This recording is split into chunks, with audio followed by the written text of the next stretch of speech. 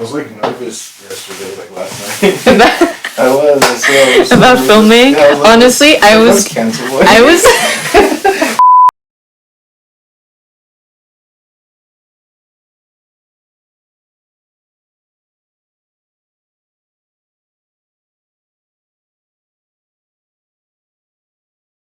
We're recording now. Cool. Let's see. We don't have to be super close to the mic, right? Okay. No, I don't think so. Okay, cool. Here, you want to listen to it? Sure. So, what's up with Nicole Pashin? I was thinking about this yesterday. I'm like, I love watching podcasts, but I don't like that I'm on camera. Mm-hmm. So, yeah, first of all, cheers. Thanks for coming. Cheers. This coffee's good. Thanks to your dad. My dad is I hooked him up with Dolma. He hooked us up with some coffee. Anyway, I don't want this to feel at all like anything more than just casual conversation. This is just a test. We're not putting this out. No, I'm joking. this is honestly, we might not even air this. There are some people, when you talk to them, if they know that a camera's on, they get very broadcastery or like, yeah, so, and like they become this like totally different personality. And then, sure. and then I get awkward because I'm like, now I have to pretend like you're not being weird, and because that's not nice. But then I have to be fake too. Then why are we having this conversation? You know, usually when podcasters have like guests on, they know at least who the host is. Yeah. In this case, we're both like question marks, but so we're friends. I've known you since I was. How old were we? I think 15, it was like probably 14, maybe younger. 14, yeah. 15, yeah, like high school. Chad. I think I'm older than you too. 1 year, I think. Yeah. The other day, my friend was texting me, and like it was about like this is hilarious, but it's like okay, like debunk. It's like debunk this, you know what I mean? And like it was like. Just, but what is he serious or he was serious. It was just like some Alex Jones stuff, you know. You could imagine like that. Like we went into that for like an hour, and like just the essay. I was texting him, and I was like.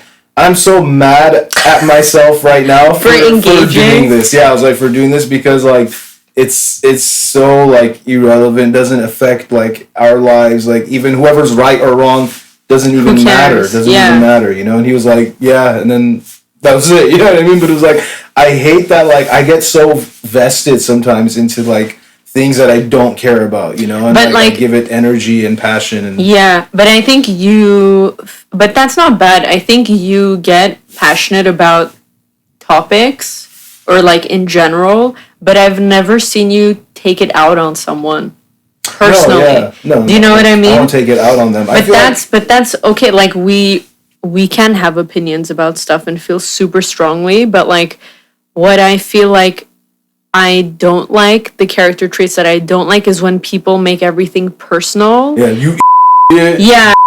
You sheep. And they they're not able to be respectful towards someone just because they disagree. And I feel like we need to maybe apply like scientific method to our opinions, you know, and be like, you know, if you feel so strongly about stuff, it's like there has to be a way that we can come to a conclusion on some things because you have to figure out how you can like get along, even if you don't agree on everything, but like the basic stuff, like what is the absolute essential stuff that we have to like agree on to like function. Don't hurt people. Exactly. You know, be respectful of each other. Yeah, just like the basic stuff.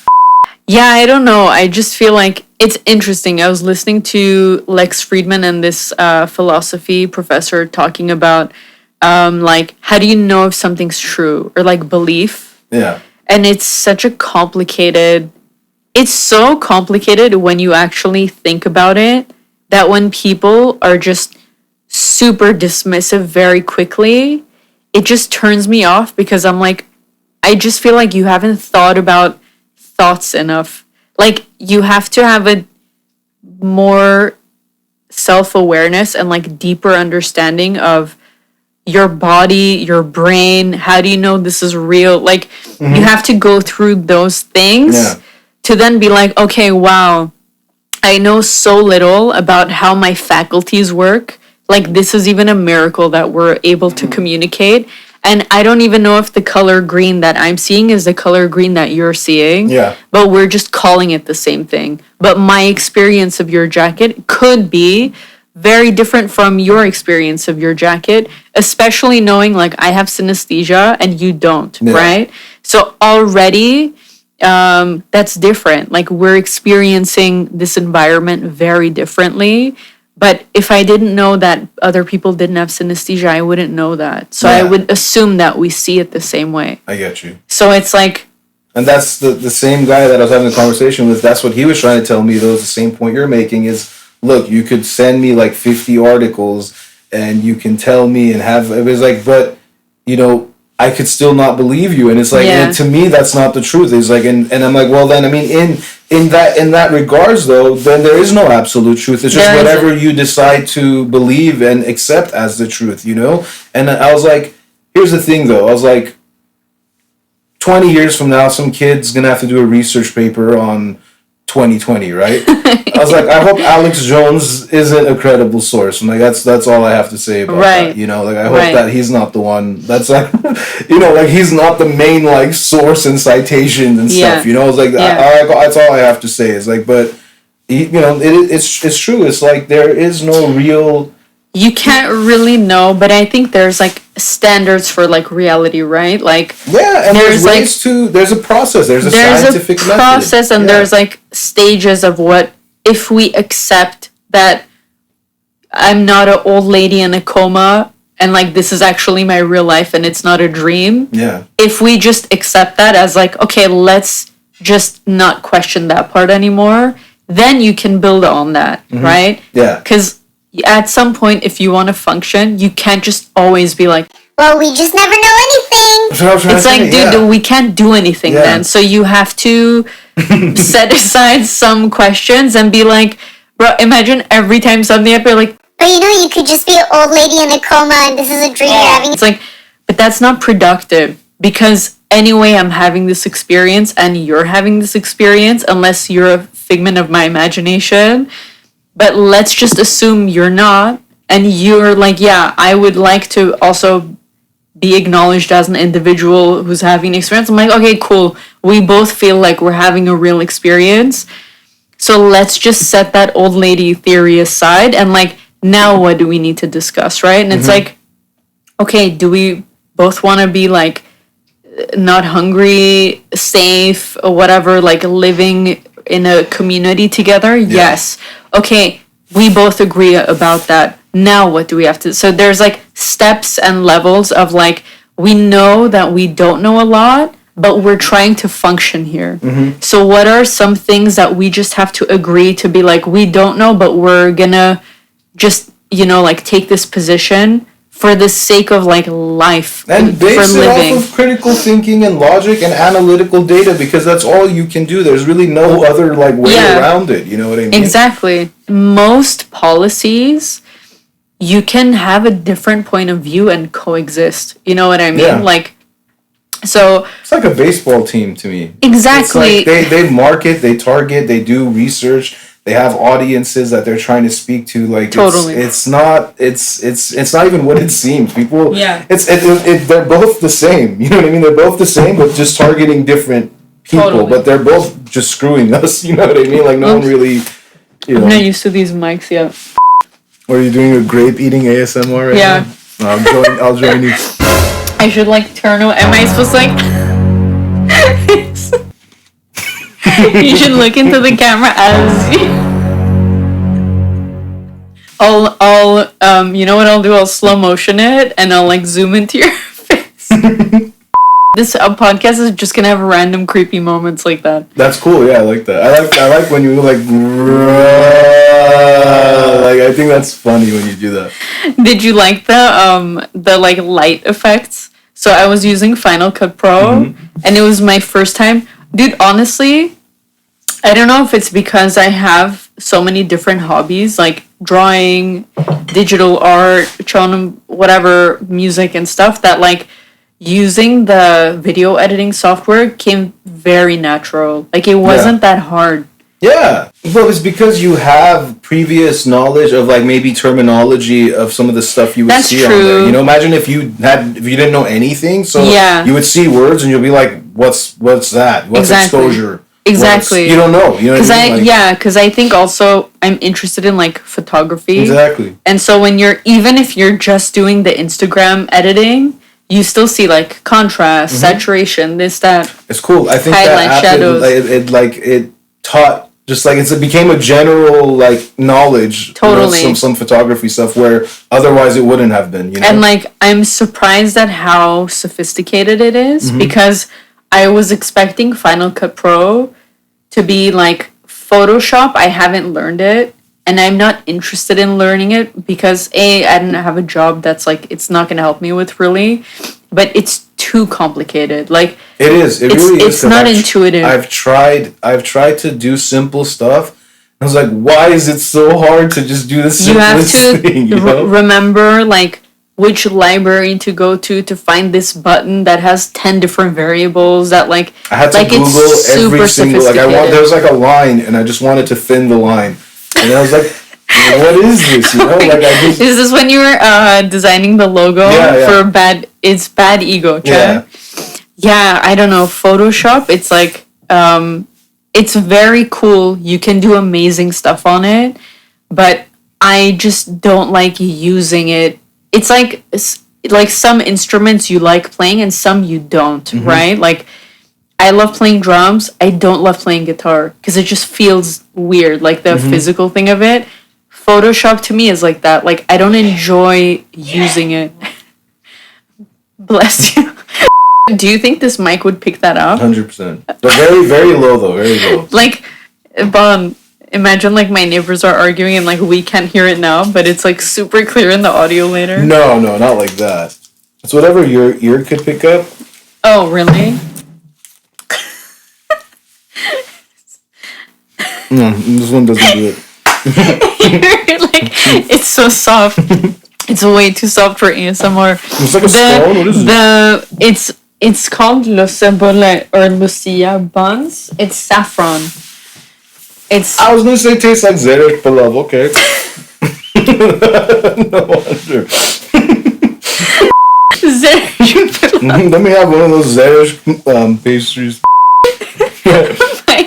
So my dad, he always like, you know, it's funny, we're different in that way. I don't want to say that it's like a gender thing because some men are not like that and some women are not like me. No, I'm joking. Yeah, but like if you like, let's say traditionally, I think people would say like, oh, masculine, feminine, but I don't, whatever. But like when I cook, I like the food to taste good, but I also like it to look nice. Yeah. Me too. My dad doesn't care. He's like, like sometimes like if I'm making a salad, I'll plate something. When I cut things and I like plate it, I like place things in a certain way that looks nice to me. Aesthetically. And he'll just look at me and go, what do you mess? He's very like super just function over everything. Function over appearance all the time. You know what's awesome too? They're not supposed to look like that. Those buns, they're supposed to be like this, and like you roll it and make it. And he's like, made them into balls. Yeah, like, he's like, yalla, let's go. It's the same flavor, but you know. So if you go into a Swedish pastry, that's not what they're gonna look like. So I have my best friend, his family, like they always had Toyota Camrys, always. Oh, us too. Yeah, so I noticed the Toyota Camry outside, and I was like, it's like a practical, like, you know, it's like it's just very like neutral and practical and like efficient and like cost effective, you know. Yeah, like, and it says like it's like people don't really realize, but like decisions like that say a lot about a person. You know what I mean? It's so funny. I think I'm like that too with that kind of stuff. Mm-hmm. Cars, things I don't care about. Right. I'm like, if it's a safety issue, it is literally a function thing. Like a car takes you from point A to point B. Mm-hmm. That's why I'm getting the car. Right. Is to transport myself. Yeah. Right. So then I'm all about function. Obviously, I wouldn't get like a shit brown car if I didn't have to. Yeah. So like get a normal color or something like that. But like It doesn't have to be like a brand new like Mercedes or BMW. No, that's like absurd to me, especially if, let's say, instead of making that car payment, I could be traveling or buying equipment or like, for me, I always think in that terms of like, okay, where am I allocating this? What am I getting out of it? You know, like how much am I going to enjoy the thing that I'm spending money on? Their ego to, you know, to be kind of irresponsible financially. I don't care about that stuff. Yeah. What's the difference? The experience for me is the same. I sit in a chair, there's a wheel, I'm driving, I get someplace. Like, the only difference is I don't have the stress of paying $500 extra a month, you know? So it's like, I'll invest that money somewhere else, you know? Yeah. The thought of me driving a car that's brand new, expensive, and then I'm going to be stressed out when I'm driving it, because what if matahkapni or something? Yeah. And then on top of it, I'm losing a good chunk of my paycheck. That's going to make me upset. Like, then I'm just sad that I got it, you know? Maybe one day if I'm balling and like, whatever, then I'll be like, sure, let me get a stupid car. And like, you know, but I honestly don't even think I would. But like, you know what I mean? Like, I think it's just people are different, and it's not... And if someone genuinely enjoys that, well, that's perfectly okay. That's great. Like that adds to your life. You wake up, you see the car, you get happy every day. That's awesome. You get that car. Yeah. You know? But if it doesn't, then it's a bad investment. It's foolish, right? Yeah, it's like... Because it doesn't give you... There's no benefit or positive. But you're right. Like, if it genuinely, like, you feel good every time you step in that car. Like, I love this car. You get in a good mood. You're happy. Like... That's awesome. I wish material things could like do that for me, because life would be so much easier. I'd be like, I'm sad. Let me get this thing and I'll just be happy. That's what they call it. Never works for me. It doesn't work. It doesn't work for me unless it's like something like a mic that I'm like, oh no, I can make stuff. Yeah. I think you're the same way. You know? Yeah, I've spent like a lot of like the one thing where like I will spend on and like I'll go into debt for it is like just because it's just like mics and gear and musical stuff, because I like it, and like to me it does like have value. Also, one thing I love, like musical gear, especially if you buy it used, such a good investment. It doesn't lose its value. Sometimes it even goes up. Right? Yes. That's so strange, because almost everything else, except for like real estate, clothes is the too. same clothes way. Is good too, though. Some clothes, right? Yeah. Thrift. If you go thrift shopping, you find some. You could find some really good pieces. So interesting. I didn't think about that. That's true. I never made that connection, because like most things, once you buy that, the value goes down. Yeah. No, but musical stuff appreciates over time. Like, it actually even goes up. Mics and stuff, no. Mics can go up, yeah. Really? Yeah, there was a mic. Why? Well, because it's sometimes like they get model? discontinued. Oh, sometimes like they're vintage and like... Interesting, I didn't think about that. There's this mic called the Sony C800, right? And is it super... Like, what's old? 50 years? 20 years? 10 years? It's not super old. It's like maybe like 25 years old, but the thing is, I think they were still in production for a while. They were around $10,000 while they were in production, each mic. It's $10,000? Each mic, yes. And Jesus. It shot up during this corona because it's like it's like $20,000 now. But it's like because it was in demand? It was in demand, and there isn't that many of them. I think they stopped making them, or no way. Something like that is what I... So, oh wow. But so imagine like doubled in like a microphone that like, and it's like, it's like 10 G's, but it's like it turned into 20. Like, that's crazy. Wait, so that's really interesting. What do you consider like a old mic? 50 years? Like how fast does the quality change? Do you know what I mean? Like the technology? Well, it's more so like patents and there's that too, where it's like only this model could be exactly like this, and then it's the only one that sounds like that because it's the only one that can be that way. So there's just some like grailed ones, you know, like that the industry. The Sony C800 is one of the most popular ones, and then there's like a Neumann, which is vintage, the U87 or the 47. And then what's like an expensive mic? 10,000 obviously is expensive. That's like overkill. But is that like, is there ones that are like 100,000 or no? I've seen some that are like 40,000, but those Jeez. those are like, that was like a very vintage, like from the 60s or something. So I was like 60 years old or something. Oh, You know what I okay. mean? And So like, it has that other value. yeah, and it was like the Beatles sang through this. It's like just some crazy stuff. It's like, whoa. Like, So it's not the actual functionality or anything. it's the like functionality too. It's just, I don't know, it's weird. Certain things that like it's only from that one unit or from a model that doesn't exist. So that's so interesting. So yeah, like cars though, they're one of the most depreciating, like quickly, like as soon as you drive it off the lot, it lost thousands of dollars. So it's just like, I don't know. I feel like I bought my car new, but I kind of regret it. I feel like maybe I should have bought something, but I paid it off now. It's been like 10 years. But oh, yeah? Yeah. Do you regret it because you wish you got a better car that was older? it was like a big investment. I was paying it off for like 6-7 years. You know what I mean? It was like $350 a month for like 6-7 years. So it wasn't even that it wasn't good. It was just like not worth the money. Exactly. It wasn't like you didn't get out of it what you put into it. Yeah. Because I'm looking at it, it's like, okay, let's say I spent like $25,000, right? Yeah. And that's just for the value of the car. That's not like talking everything about all else, the maintenance like and all gas the tires, and all this stuff. and whatever. Yeah. You think about it, and it's like I've driven it for maybe 10 years. That's still like 20.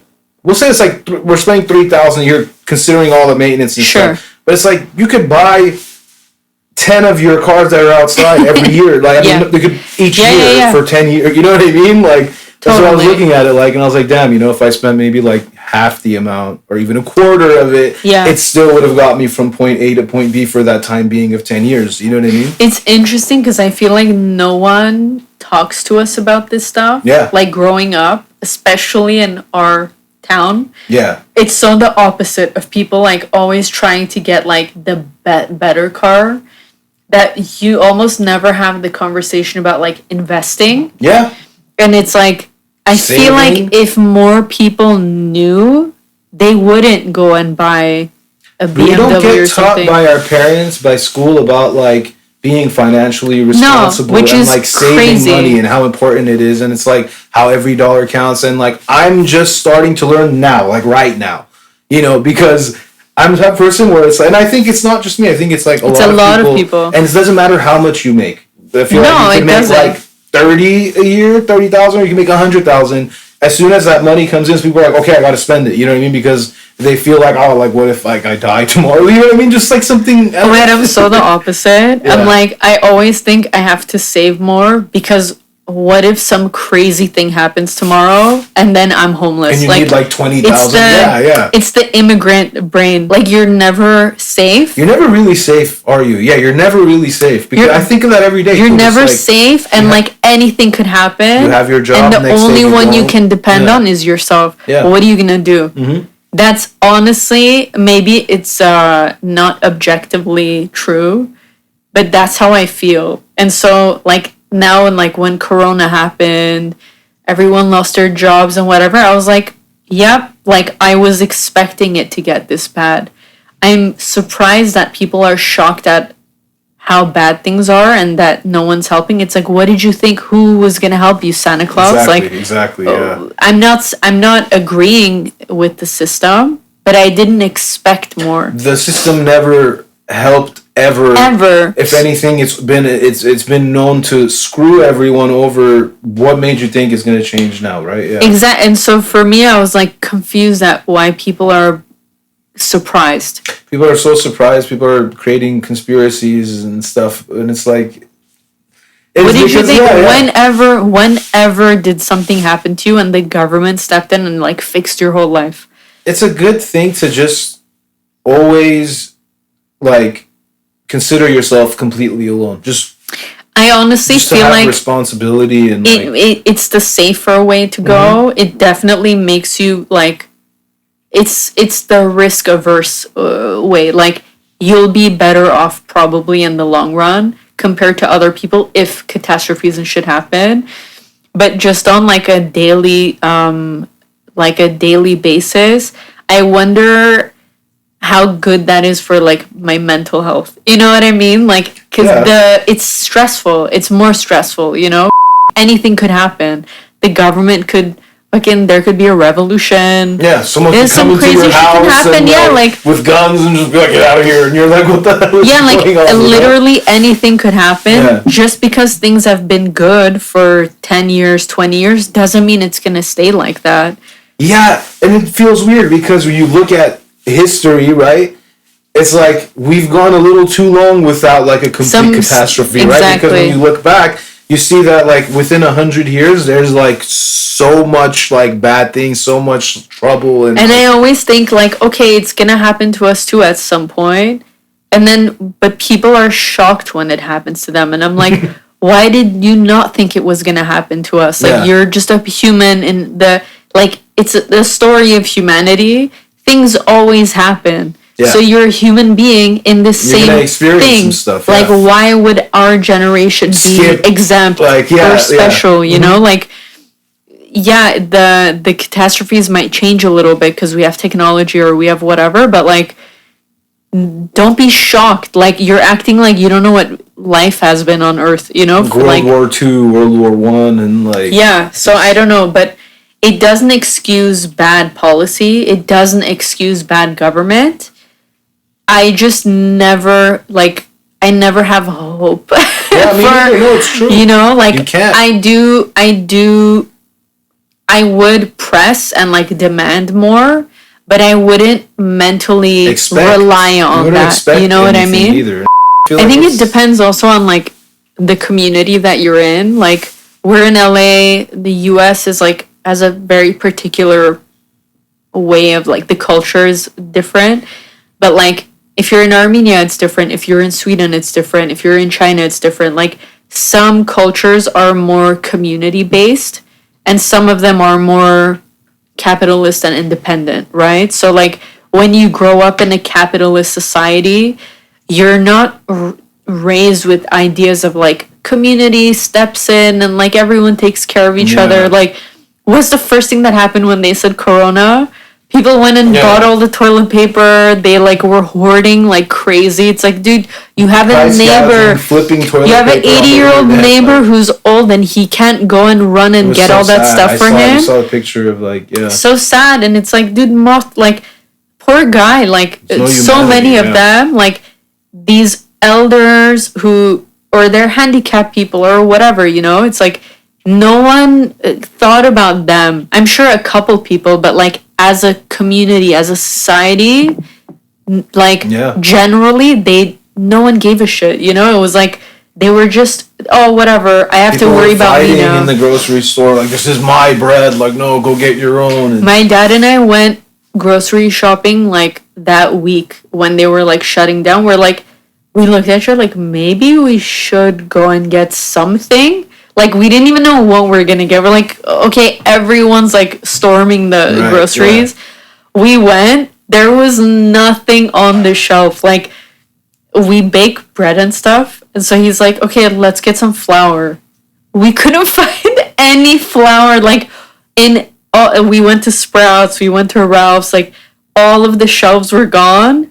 And then I honestly felt like I was in a movie of like the apocalypse where I'm like scavenging for one bag of flour and I found it and I was like, Bob, I found it. And like I grabbed it and I'm like, what are we doing? Like, this is bizarre, you know? It is bizarre, yeah. We got like, we never make like American pancakes, like American pancake mix. Like, we don't like that stuff, but there was some on the shelf and my dad just grabbed it. I was like, we're not going to eat this. He's like, I don't know. Look how empty everything is. Like, the only thing we can ever eat in the next, like... We got, like, condensed canned milk and it's, like, we never use it, and we have, like, 10 cans of condensed milk in our garage now that we didn't touch for 8 months. But it's, like, you don't... Because you don't know what's gonna happen, you're just, like, okay, what if I'm being an idiot and I'm not buying it? Just get it, you know what I mean? I'm gonna put a sweater on.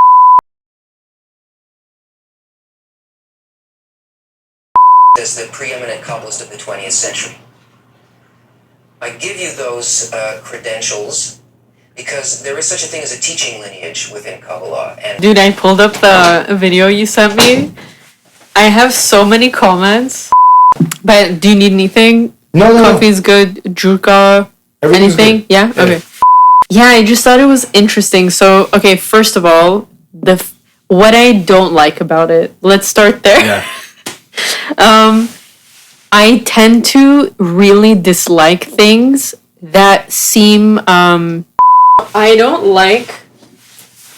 It doesn't matter if it's religion, if it's a club, if it's government, if it's music, anything where it feels exclusive and like Only some people have or like can do this, or like not everyone's allowed to be here, or like not everyone like that story. I hate it.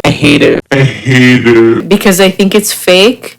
I think then there's a power grab. Then there's like an agenda, because why are you trying to exclude, if this is a philosophy of life, every human being who's alive should have access to use it, because it's like science, right? Yeah, it's like, it is like you said, it sounds cool, it's kind of like scientific, right? Mm-hmm. No one in a physics class is like, Only these kinds of people are allowed to learn and use physics. like, that's what I don't like about like a lot of religions, is when they're excluding people, you know? Was there something exclusive in there? Because from what I remember, he was trying to say He tried to say that it wasn't, right? Yeah. but then at the same time, when he was describing the way that, I don't know how you pronounce it, Kabbalah or whatever, like the way he's saying it is Kabbalah. I've always heard Kabbalah. Yeah, but he was saying Kabbalah. Yeah. I don't know, but the way he was describing it in the beginning was like, not everyone's allowed to learn it. Not everyone can learn it because they don't have the background to understand. Like, it sounded like he put so many barriers on like who was allowed to learn it, and then who was allowed to teach it, and what kind of people are like. You can't even just read the text, because if you just read the text but you don't have this, like, you won't be able to understand. That whole thing made me turned off in the beginning. You know, like, maybe he'll explain it later and I'll agree with him that, like, if you don't know 2 + 2 is 4, you can't learn physics. You can't just jump into do like equations. You have to understand the fundamentals. That I understand. I think that's what he was trying to say, though. Just the way he was saying it, it felt like Scientology-ish. Like, it felt cultish, you know? Like, but I'm also, he could have not had that intention. Yeah. I'm just very aware of, like, I just don't like that tone. So if anything comes, like, close to having that tone, automatically it triggers that thing in me where I'm like, you don't really want to even really like. I'll listen to it, but I'm very skeptical, and I'm like, you sound like bullshit. Like, but let me hear you out. Like, the tone you're using, the music, the like weird, you know, like, it's a lot of like gimmicky stuff that a lot of cults and like things that are bad for people, in my opinion, you know, like very manipulative tactics that when I see those used in anything, even if, dude, I was exploring Buddhism and like mantras and like meditating, and I always wanted to go and meditate in person with like other people who are chanting. And then I found a place that did that in LA, and I was like, cool, I just want to go and see how it is. No one said anything bad, but because they were all sounded like robots, I hated it. Everyone, it felt manipulative. Even though they were like, you have to help people and you have to, like, they didn't say anything negative. It was like, love people, be helpful, be a good person. But the way that it was... It's like a herd. It was like a cult. Like, it felt fake and weird and like creepy. People weren't really honest. It felt like they wouldn't just like, I had a shitty day. It was like everything was it was just like, you know what I mean? Like when it comes to spirituality, it's something personal and it needs to be experienced and reflected on kind of alone in solitude, like in solitude and practiced in solitude. I don't feel like that's the thing. It's like anything that is supposed to be spiritual or religious, when it comes to like a group of people or collectively, it all seems like a cult. You know what I mean? Because and that's why I think I don't like. It's interesting that Lex Friedman podcast I was listening to, the woman explained how religions form, and it was basically, if I remember correctly, she said something like a one person or a group of people have a transcendent experience. So whether that's a ghost talked to them or Jesus visited them and they saw an alien or they had a real like physical experience of some like crazy thing, like someone came and gave them a message, you know, like I am God, I came down to tell you, Danny, that you have to tell humanity to do this, like something like that happens where that person genuinely believes that happened. It feels just as real to them as eating grapes. Like the experience wasn't imagined, you know, as far as they can tell. And then that person goes and tells people that they know, and people that know that person, and I trust you. So if you told me, Ani, if you call me tomorrow and go, an alien like came to my house and like, on my door, and I opened it, and then she just told me the secrets of life. If you were like, Ani, I'm dead serious, I would believe you. I would obviously first be like, did you do drugs? Yeah. Were you drunk? Were you malnourished? Did you hit your head somewhere? Like I would go through all the scenarios to like negate those. Like, okay, nothing happened to him. He didn't get drugged. He didn't get smacked in the head. Like he was totally normal. And if I talked to you and I felt like, yeah, it's Danny, like how I know him, I wouldn't dismiss you. I'd be like, let's explore, you know what I mean? So she says that that's happened. So then that one person has like their group of people who trust them, who then also believe that thing happened. And then they start going and telling people. And then people who have power, so whether it's government usually or whatever, they realize that this thing is becoming popular and then they want to control it. Mm-hmm. So then they create religion to control that thing. Mm-hmm. So, which I thought was very interesting because it's not the people who have the transcendent experience that institutionalize the religion. Yeah. It's the people who are in power who want to keep the power and control the masses that take that thing and manipulate it and institutionalize it so that they can continue to have control over the masses, you know? Kind of it's like with Christianity. Jesus didn't write the Bible. You know what I mean? Right. And it's like... And that's what I don't like about those environments. Usually you're not allowed to just ask basic questions. Yeah. And it's like you're not trying to be disrespectful or dismissive. No. Like you're just genuinely... You're trying to explore the thought. Understand and like see if like there's... Because you're seeing something that raises some kind of concern or question and you're like, hey, but like what about this? And it's like you're expecting...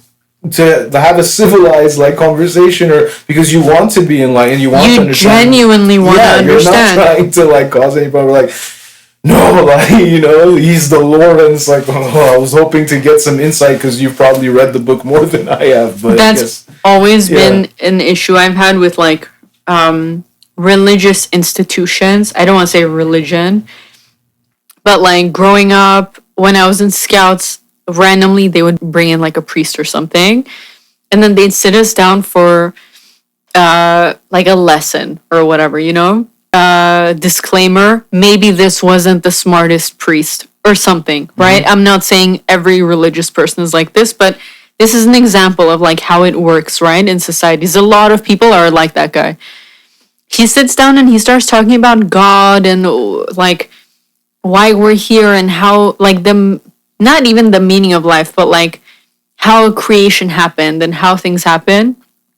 And then this like really young kid, I think it was like a 7-year-old boy, asked like, it was in Armenia. He goes, how did cows, why do cows exist? Or like, how do cows exist?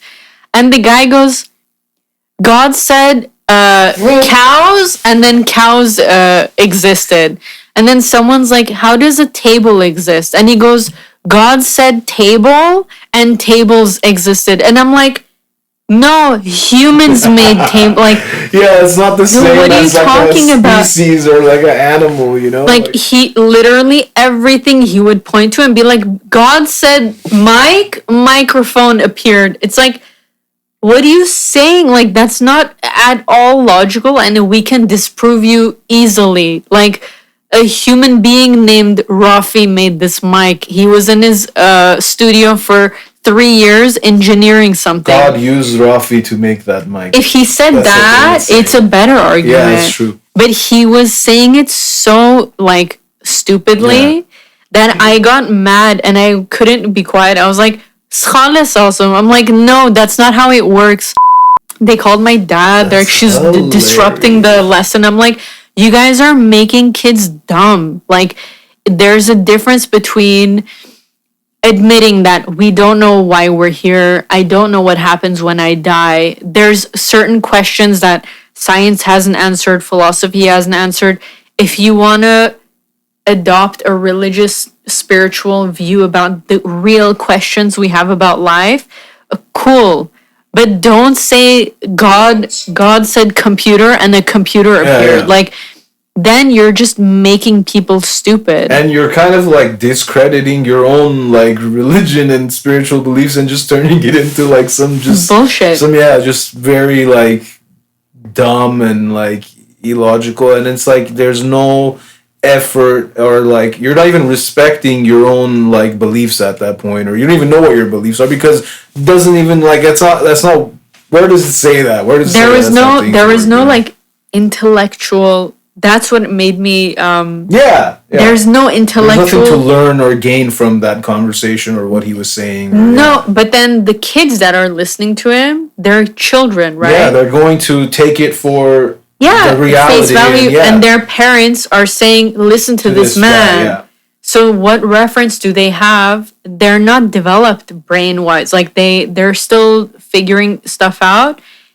If someone like that says something stupid like that it gets ingrained in the kid's brain, then they're in 8th grade science class and they're dumb because they were told something when they were 6 years old that like stuck.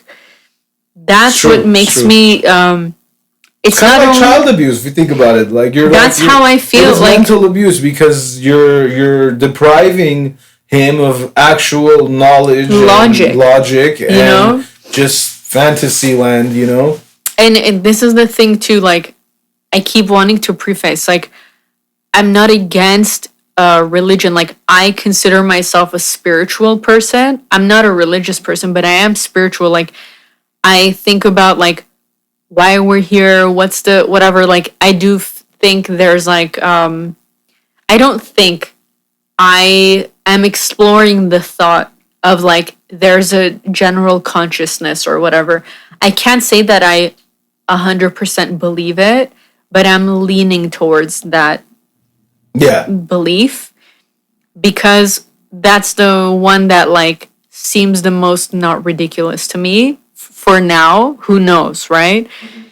But also don't discount science. Like, don't like explain mechanics, explain how things are made. Like, if we know certain things, you should learn them. More knowledgeable when they ask about a table. When there's like, oh, you know, like a human being. Like someone's like, I need to put my coffee somewhere, and then they're like, oh, maybe we can cut some like.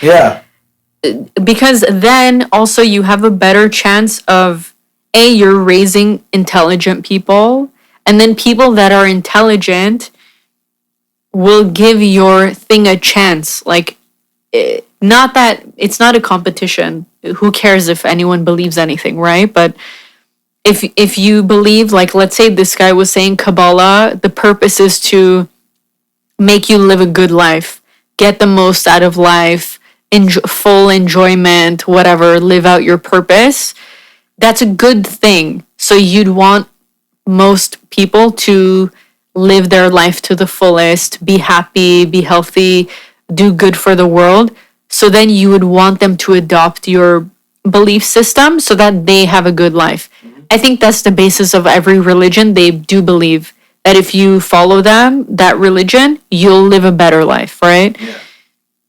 That in mind, you have to do it in a way that people are going to want to learn Yeah. it. So if you say stupid shit, you're doing Yeah, a yeah. disservice to If you're just people. like being completely dismissive of like common logic and knowledge, it's going to turn people off to Yeah, and then you're- they're gonna be like, well, why would I listen to this guy? He thinks this. You know what I mean? It's like Yeah. he thinks that you do this, and then the table appears, and It's just crazy. Like, so that's like on one side. And then he kept saying like it's a hidden science.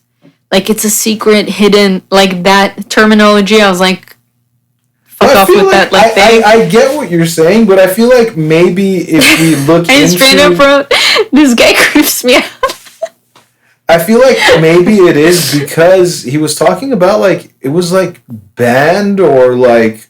Oh, Yeah, he was saying that it was something where, like, people were started getting prosecuted and persecuted for. okay. And So it was hidden because they didn't want to get in legal trouble or so something. he's not saying now. Or, like- and then from what I remember hearing, like, he wasn't saying it was exclusive at all. He was saying that there would be people, like, just going through town, Yeah. you know, and he would, like, let people in and, like, feed them and stuff. And Yeah, I try to remember teach that them. too. It was Abraham teaching them.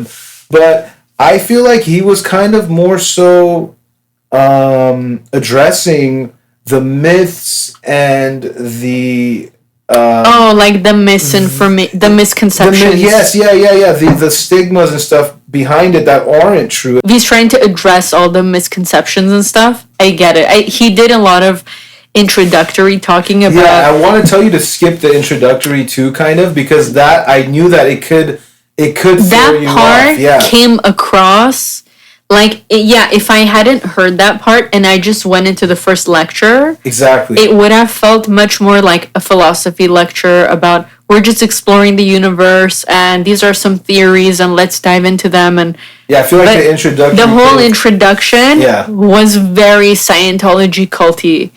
I'm always interested in the kind of blueprint outline of different ideologies or religions. Like, what did they come up with? Like, what do they think human beings are, and like the soul and the meaning of life? Because they all have like similarities, but they all have their own like unique structure. Mm-hmm. And what this guy was explaining reminded me a lot of there's a mystic named Carolyn Mace, who I really love what she says. I think you would like her a lot too. But she does say mystical laws. This guy was like mystical He says laws it's not is like not a mysticism. thing. Yeah, he's But saying it's not. The way she talks about it, she is more, I guess. It's funny because I don't know if Kabbalah is considered a religion. No. Okay, so she talks about all religions and she doesn't really discount any of them. She studied every single religion, I think, except like Islam, she doesn't talk about a lot, but she's studied everything.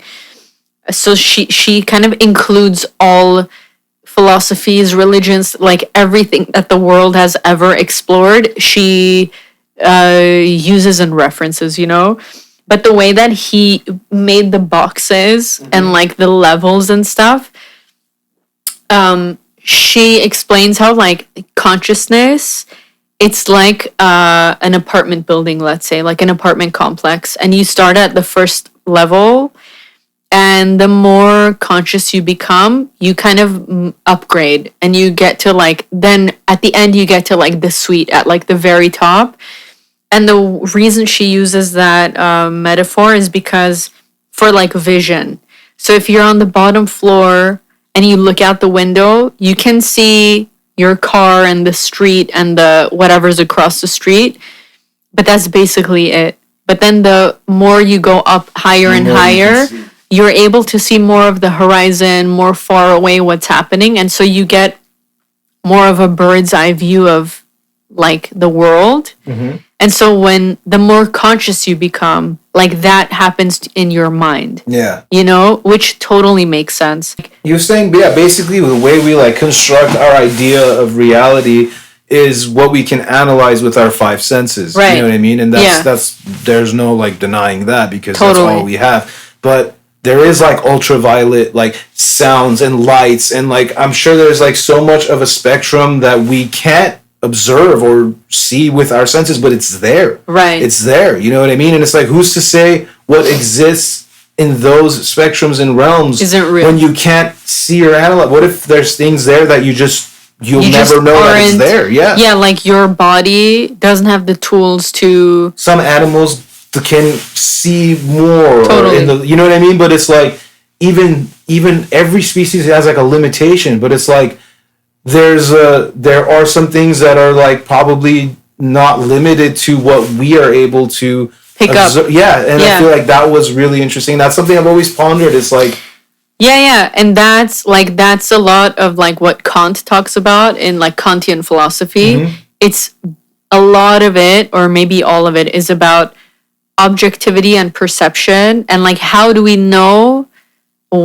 how much of the reality we're actually processing. yeah, And that's like my favorite. It's like science and philosophy and religion crossing. Those are the most interesting for me too. I agree too. because That's why I was into it's this, logical, yeah. right? It's like you go, okay, I'm a human being. I have two eyes. I have skin. So these are the ways I'm collecting data. Mm-hmm. And so with that data, I'm able to deduce this, and this. Or maybe I'm not. And how do I know if I am or not? Maybe I can't know. Maybe I can know to some degree, but not fully. So like those are the interesting conversations, right? And if you look at things from a vibrational and physical like aspect, things that are like higher on the frequency of either sound or light, the wavelengths are closer and more. Like it's like They're higher vibration. yeah.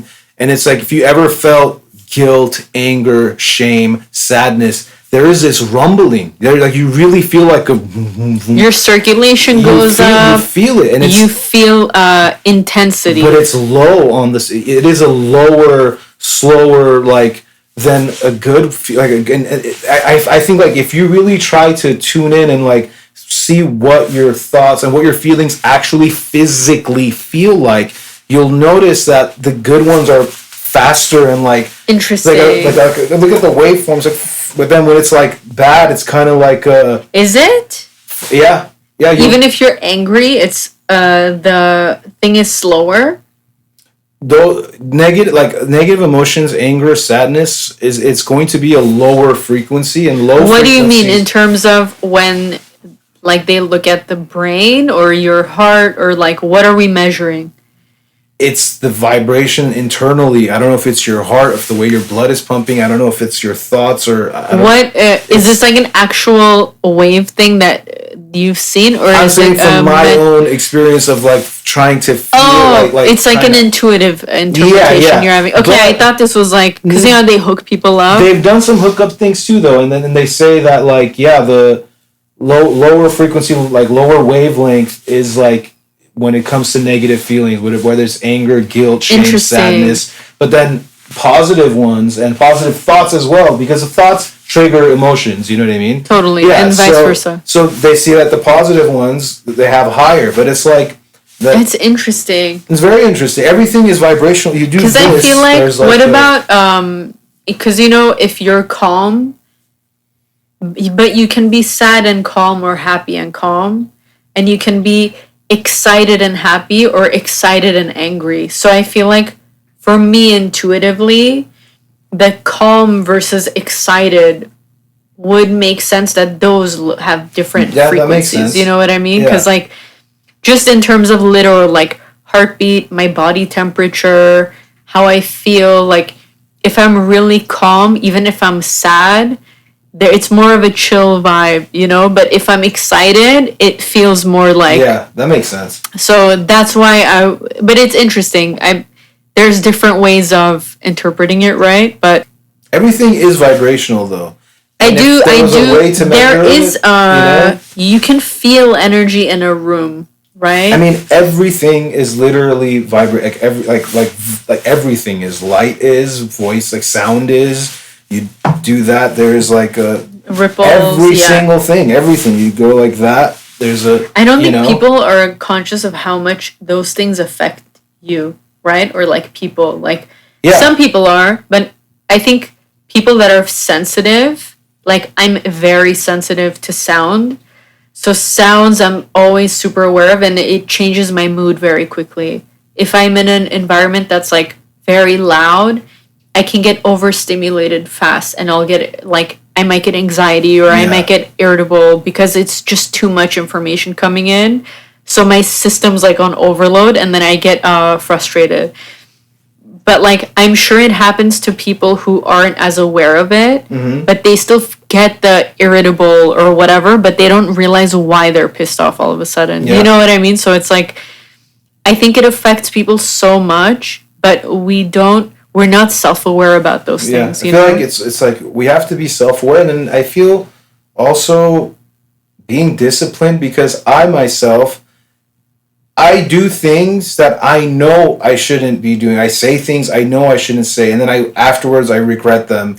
Like you mean to other people or to yourself? Doesn't matter. It could be to myself, whether it's like being spending irresponsibly, or like let's say I get upset at something and I have a tone of voice or something with a group of people that maybe I shouldn't have used, and it's like just things that I know, like, and I feel like all of us, all people, Like you knew better.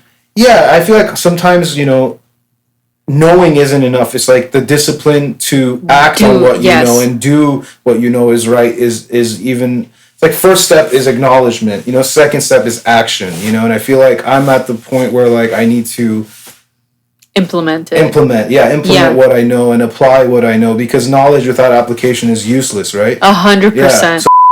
Dude, my Instagram this week Oh my god. has been blowing up. I'm getting 20 DMs in 2 hours. Mostly what, negative or positive? No, it's mostly positive or people, or it's like neutral. It's like people just asking questions.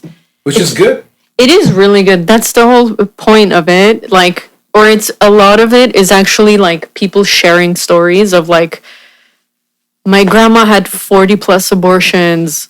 Stuff like that. You know how many I got? Like I would. That's 40, so scary over to think 40, of. 50. I'm like, I didn't even know that was possible. That's what I'm saying. Like, I would think you would die by then. A lot of them do die. A lot of them get like, what is it? Cervical cancer or something. Or they just die from during the operation or something. You know what my dad told me? There was a doctor in Armenia that he had heard of who would work in like the surrounding villages or something like that, where like there's no like real hospitals or something. But abortions in Armenia are super common, like everywhere. Everybody, it's so strange because it's such a religious country. Yeah. And usually when people are super uber Christian and religious, they're very much against abortion. But the sexism of the culture overrides the Christian thing. Like, I have nothing against abortions, or I'm not talking about my opinion, but like people that tend to be very Christian are very pro-life. But Armenian culture, it's super Christian, except you have to have a boy. So they're aborting all the girls. Like, so they're aborting just because they're girls? yeah, they're aborting because they want Why? boys.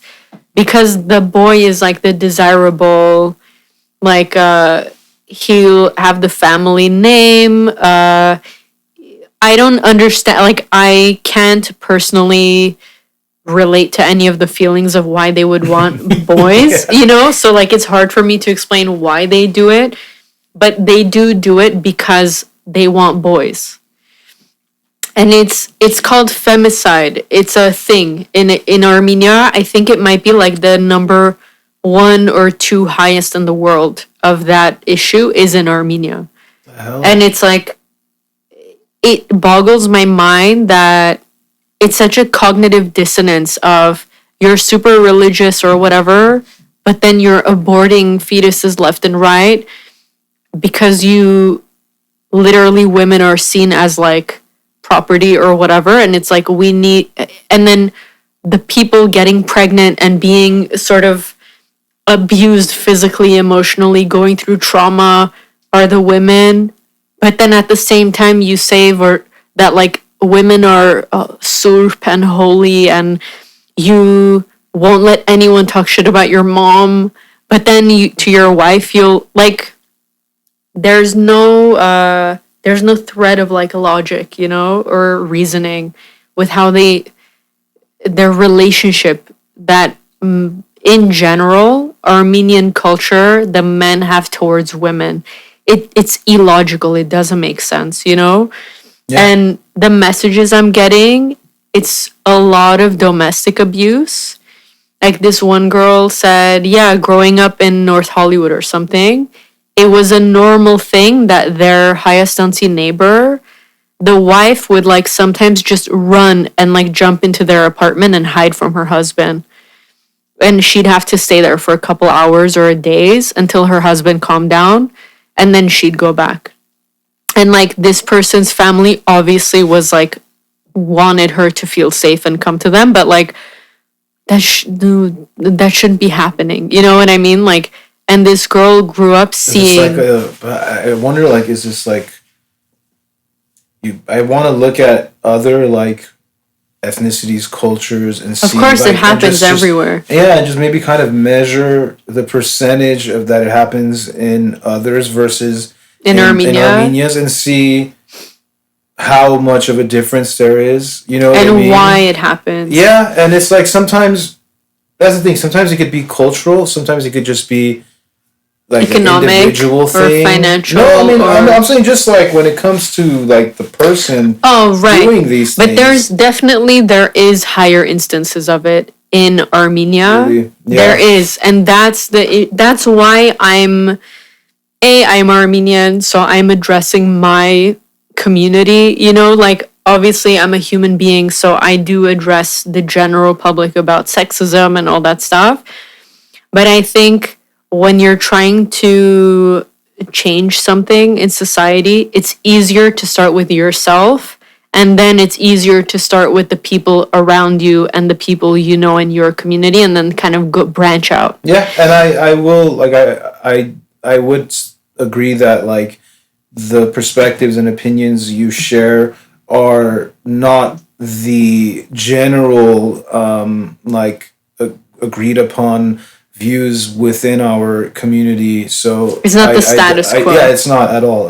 And totally. I agree with a lot of your views too. And it's sad, I've noticed that. And then when it comes to homophobia, and I had a conversation once. It was someone that I was working with, and Armenia. Yeah, it was in Armenian. No, he's Armenian, and it was in Armenian, the conversation. But it was more like like the language to also. I wanted to have this conversation just to try to, see what his view is on like homosexuality or homophobia, and the way I wanted to approach it was kind of like it was kind of manipulative because on your end. Yeah, because I wasn't really expressing my actual viewpoint on it. I just wanted to get the conversation going and see what the person thinks. So I kind of played some mind games, but I was just, it's not my view at all, but it's kind of like, what's with these gay people? Why are they like that? I just wanted to see what he thinks about that. Oh, you made a comment like that? Yeah, see what his reaction see what would he be. would say, okay. And yeah. At first, he took me by surprise. What he said was, it's not their fault, man, they're born that way, just the same way you're born straight, and then I was like, wow, like, I was not expecting to hear that, because that's what I think too. I just feel like, I didn't decide to have crushes on girls when I was like 6 years old. It just happened. That's just what it was. It wasn't a choice. It wasn't like, do I like, and then no, I was just like, oh, I like this girl. You know what I mean? Like, it's not a switch you turn on. Yeah, not at all, and so when he said that, I was surprised, but then it took a turn. I was like, and it made no sense at that point because he was like, oh, it's not their fault. That's just how they're born. And then he goes, there was this one gay guy in our city and we beat the shit out of him and we threw him over the river. And I'm like, my mind is now blown because I'm like coming from a place where I expect you to not understand that they're not. It's just natural. It's their choice. It's not their choice, and then you still do that. That's like at that point. That's like Jesus. You're like, evil. Yeah, it's like if someone's deformed, and like you pick on them, and it's not to say that homosexuals are deformed. I'm just saying. I understand. It's something that you didn't choose. Exactly. My hair color is racism, black. Right? It's like, it's not his fault. He's black, but we beat the shit out of this black guy. It's like, well, what do you mean? You acknowledge the fact that it's not a choice, that the person can't help it. But you still decide to like hurt and harass and abuse these people. And when he said that, I was taken aback. Like I was just that's nuts. Like, whoa. Because what does that tell you about that person? Pure evil. It's like, what was the purpose of beating that guy up? You just hate him? Like what? You know what I mean? Like. Like, let's say it wasn't his choice. It's not a threat to society. I don't understand these, like, stupid arguments people make about, like, I don't want my kid to be gay. It's like, you don't control, first of all, if they're gay or not, who cares? There's nothing good or bad about it. Second of all, you can't control that. Nothing about you doing something in your home is going to make them more gay or more straight. And, like, also, there's so many other weird things in that people could like, be. I don't want my kid to be, like, an asshole and a bully. I don't want my kid to be a pedophile, okay? Dealer. But you guys aren't concerned about real issues like that. Like, I don't want him to go kill people, be a rapist, to be abusive in a relationship. You don't take any precautions, or you don't like emphasize those issues, and you go after something you have no control over. That doesn't even matter. And it doesn't hurt anybody. Yeah. So I don't.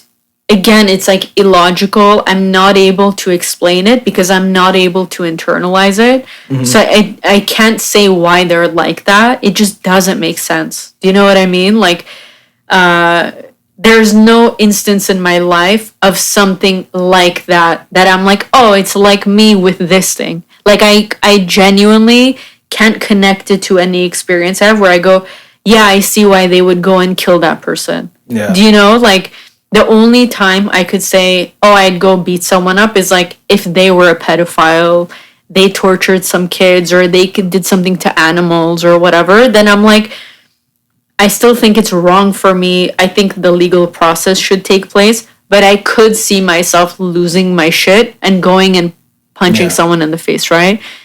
But this is nothing like, it just doesn't make any sense. And then that's what I'm saying. And the fact that's what made it worse. The fact that he was like, it started off like, oh wow, like the fact that he wasn't ignorant and he was just pure hate. It was pure hatred. It was pure hatred, and I was like, damn, that's messed up. You know, like because really like my grandma, one of my grandmas, she was ignorant, but she wasn't hateful, and she changed her mind. Like, she learned, and she was like, oh, I was wrong. Mm-hmm. Like, she used to think there's something wrong with them, or somehow they're bad, or I don't know. It's like, she's like 90-something years old now, so like, imagine when she was born and how taboo it was, and how the things she's heard about it are probably so ludicrous and like insane that.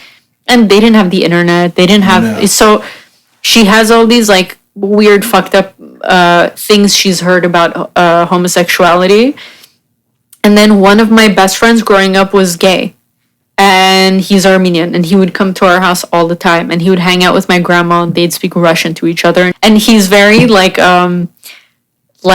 he would be a great housewife. Like, can cook better than anyone. Makes everything pretty, like, takes care of it. Mm-hmm. He was better at like those things than I was, you know what I mean? And like, actually he taught me a lot about like cooking things, and like just he was very handy but also delicate, aesthetically everything was like on point. And my grandma loved like seeing that and being like, ich kan love na inka, like I love in kan love na.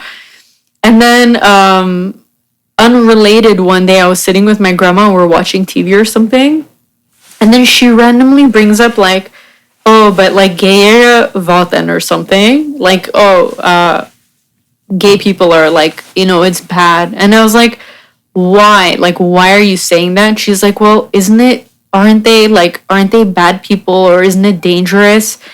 And then I talked to her a little bit and I said, you know, that friend of mine, she goes, yeah, I love him so much, whatever. I was like, he's gay. And she like stopped and then she started crying and she was like shocked. And then she kept thinking about it and she's like, are you serious? I'm like, yeah, he's gay. And I'm like, don't you think he's a nice person? She goes, yeah, I love him. Like she was like, I love him. He's such a good person. And I was like, he's gay. He's always been gay. And she was like processing it. After literally 2 minutes, she goes, okay, I was wrong. Yeah. She's like, if that's what gay people are, I don't know what I was thinking. I would never not love that person. Mm-hmm. He's a really nice person. Like, they had a relationship. And she's like, I'm confused. I don't know what.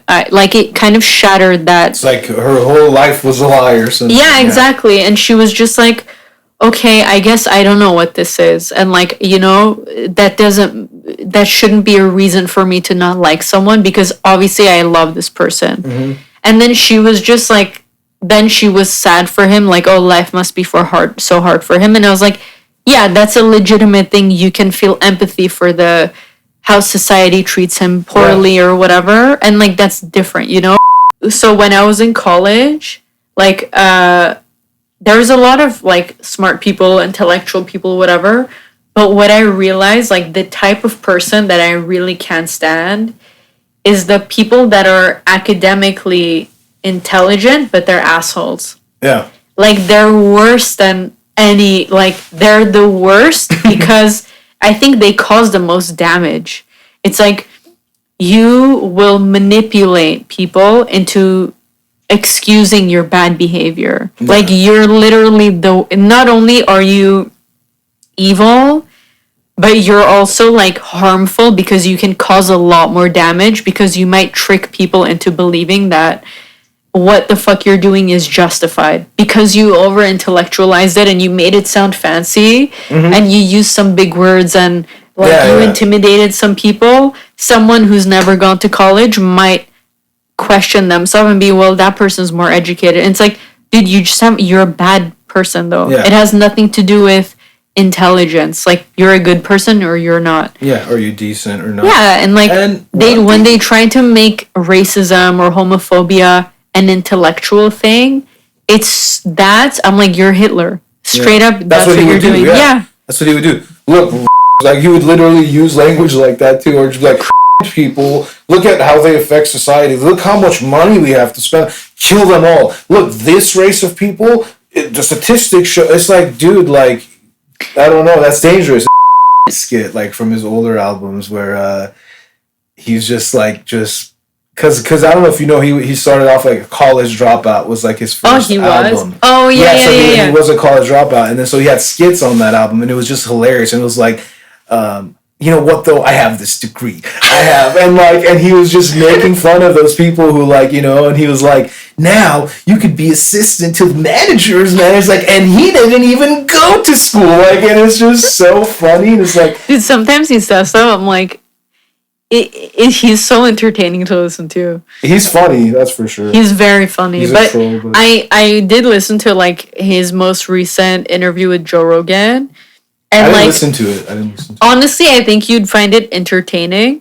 I don't know how much like knowledge you get out of it, but like he has a very interesting way about thinking about knowledge and like schools and all of that, which I think it's a good thing that he does because it just triggers other people to think about those things. I don't think you should agree with him about everything, but like, he brings up interesting topics that need discussion. You know? I love that. Yeah, that's one of my favorite things about, and I feel like he is one of the most brutally honest artists I've seen in a long time. Like, he'll say things that no one would dare, like, and it's like maybe something someone has thought of before, but you would never, and he'll just put it on a song, and you're like, damn, like, what the hell are you, like, you're crazy. I respect that part, because I love when people are authentic, and they're like, this is what I believe. Like, even last night, I got a DM from someone. It was like 4 a.m. I was like setting up. I couldn't sleep. And then I got a DM from someone saying, hey, like, I really enjoy your content and everything. Like, I'm a fan of your work. But I'm just curious, like, aren't you afraid of losing followers because of you're saying, what did he say? Is like, you're saying the truth too strongly. Like, you're being too, he didn't say aggressive, but that was sort of like, you're being too honest. It's very outspoken. Yeah.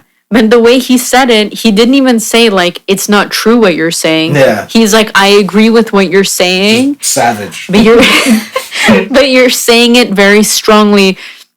Aren't you scared you'll lose followers? And, like, I have lost followers this week. Like, maybe 10, 20. Like, I know it's going to happen because people follow me for different reasons, right? Yeah, they see Armenian language videos. They don't expect from you, yeah. Right. They think I'm just teaching Armenian, and then I turn around and talk about vaginas and, like, sex ed, and they're like, what the hell? And, like, they unfollow me, or someone follows me for my art, and then they hear me talk about Armenians, and they end up being Turkish, and then they're, like, racist, and they like, there's so many reasons why, right? But usually when I talk about homosexuality, LGBTQ, sexism, sex ed, there's a good amount of people that filter out automatically. So, and then I was like, I mean, it's interesting because I like that he wanted to know what my take on it would be, because I think I like that people are thinking about that, but it made me sad in a way too, that I was like, oh my God, people really expect content creators to sell themselves for followers, right? Yeah. And I was like, how do I, how can I express it? And I was like, I didn't want to seem aggressive, because I'm not defensive about it, but I wanted to be clear about what I'm doing. And I was like, I don't want to have a lot of followers that I can't be honest with. What's the point of that? Like, what's the point of you having a lot of followers? To do what? It can't just be to have a lot of followers. What are you getting out of having 1 million followers when the way that you did it is by not being yourself, not being authentic, having to lie about stuff? That to me is shitty. Music too, yeah. It's like, exactly. I've had so many big, you should do this, you could do this, if you did this. It's my dad's, I think. Oh. Right? I think so. Yeah, it's my dad's. It's okay. But it was, where they're like, oh, if you did this, it would be, I'm sure that's such a big conversation in your field. I just hate all of it, because it's like, I'm tired of always saying, like, I'm just making what I want to make in here, and, like, if people... Who brings that up with you? So many people, just your friends. Bandmates, or like outside of that? No, not the bandmates. No, just outside the band. Just friends, family, who might not, like, really be fans of the type of music I'm making, but and they're trying to pressure you to do something more commercial? Exactly. Why? Because they want you to make money? Yeah, they're thinking of it like, oh, well, if you want to be, like, successful, and if you want to do this, and it's like, I feel successful already. Like, my success is making the music that I want to make. That's what success to me. And that's the conversation that I think is, like, needs to be had. Yeah. Is like, let's talk about success. If that's his goal, if they're happy. Yeah, if that's what he wants to do, Like, exactly. It's like people measure their own success, but it's sad to me when, like, a person measures their own success by what someone else considers successful. Yeah. Then you're never happy, because you don't even know what you It's subjective. Success and goals are, like... Totally subjective. It's a subjective thing, you know what I mean? And it's like, one person's success could be another person's failure, and then vice versa. There's millionaires that commit suicide because one of their businesses closed. Yeah, they lost like $200,000. They kill themselves. You know what I mean? That And it's always like- blows my mind, but it's like, it's where their headspace was, you know, like they That's the see number one that thing in as life. a catastrophe. Yeah. To them, it wasn't enough that they had 10 million. If they lost 1 million, suicide. Like, and then there's people that have like 30,000 max, like ever, and they're happy. Yeah. And it's, You know what's funny? I think Lorik went to India, didn't she? she did. Okay, so I remember seeing pictures that she had posted of like being in the village, and like I saw the pictures of the kids who like would make their own sandals. They had this shitty like soccer ball was like torn up. I remember it, and I remember seeing like the smiles on How those happy kids' they faces. looked, Yes, yeah. and thinking like you can't find it without it's just totally within. It not, comes from inside. Nothing from outside is going to make you happy. It's something from inside yourself Totally. for sure. And that's a trip that I remember those pictures. I don't even remember that See, but I picture. remember that, and that was a long time ago. I'm sure. Yeah. Yeah, it was a while ago, but Yeah. it resonated with me, and like I always remember those things. Actually, I always remember those pictures, and like, Yeah. I tell people about it. We made this song recently, and I was freestyling the lyrics like live while they were jamming, and I started saying the lyrics, and then sometimes that's like how I write stuff, and then I Yeah. go back to it and try to understand what was I thinking or trying to say. It's kind when of, you write, do you think more about the feeling you're having, or Yeah. is it like the way the word sounds? both. Okay. Both, but it's more of a feeling. Well, when I'm freestyling, it's just a feeling. But here's the lyrics I said was, if you want to go home, you don't have to go alone just to be there. We won't even know our names just to be there. Without knowledge, without shame. As far as we recall, we don't recall anything at all. Once we learn where we are, then we'll return back to the start. And I said these things, and then when you said, I was like, that's like exactly what I'm talking about. It's Yeah. like trying to, go back to like the start. And I was literally imagining experiencing consciousness outside of a physical like limitation, outside of the earth, Yeah. and just being like a interdimensional travel, time and space, like conscious entity that doesn't even Right. have like a physical attribute. Right. And that's and the fact that he says like like the journey in this life is to try to get back to like where we came from. That's what it tripped me out, because it's like almost exactly what he was saying. I like just You sang naturally- about, yeah. but it just came out like that. And I feel like we all have a voice in our head, unless I'm insane. But I think we all have a voice in our head. Imagine Like, this is where you find out. there is more than what we observe with our senses. There just Totally. is, you know what I mean? It's just a fact, because that's a scientific fact, because we can't see all the light in the spectrum. We can't hear all the frequencies. We can hear from 20 hertz. 20 hertz you feel, you don't even hear. That's the low, like the sub range. Oh, yeah. But to 20,000, that's like the common human range. But goes way beyond that. There's so you much know? stuff there's so much stuff what we know that we don't know, and then there's so much stuff that we don't know that we don't know. Right, You know yeah. what I mean? So it's like, yeah, it's just, but so what I think is interesting about listening to these kinds of things, it's not, I don't have a need anymore to like understand why are we alive or what happens when you dead. Like, I'm okay with not knowing and just being like, I don't know, I'm curious, but it's not gonna ruin my life Yeah. if I never figure it out, and I'm not aggressively trying to figure it out and then like tell people they have to whatever. Of course, You know of what I course, mean? Yeah. But what I am very passionate about is like figuring out how to live your best life. That's what I'm all about too. Yeah. I want to be at my best, and I want to improve Totally. as a person and for myself, not for anyone else. It's But just, also, how can we, as like a course. human race, what are the sort of principles or things we can learn so that we're all better off, right? And one thing I wanted to say in regards to that, I remembered earlier, I wanted to talk about that, is like, I feel like, as a humanity, as a society, like, there's so many types of people, so many beliefs, there's even people who have done like deplorable, horrible Yeah. things.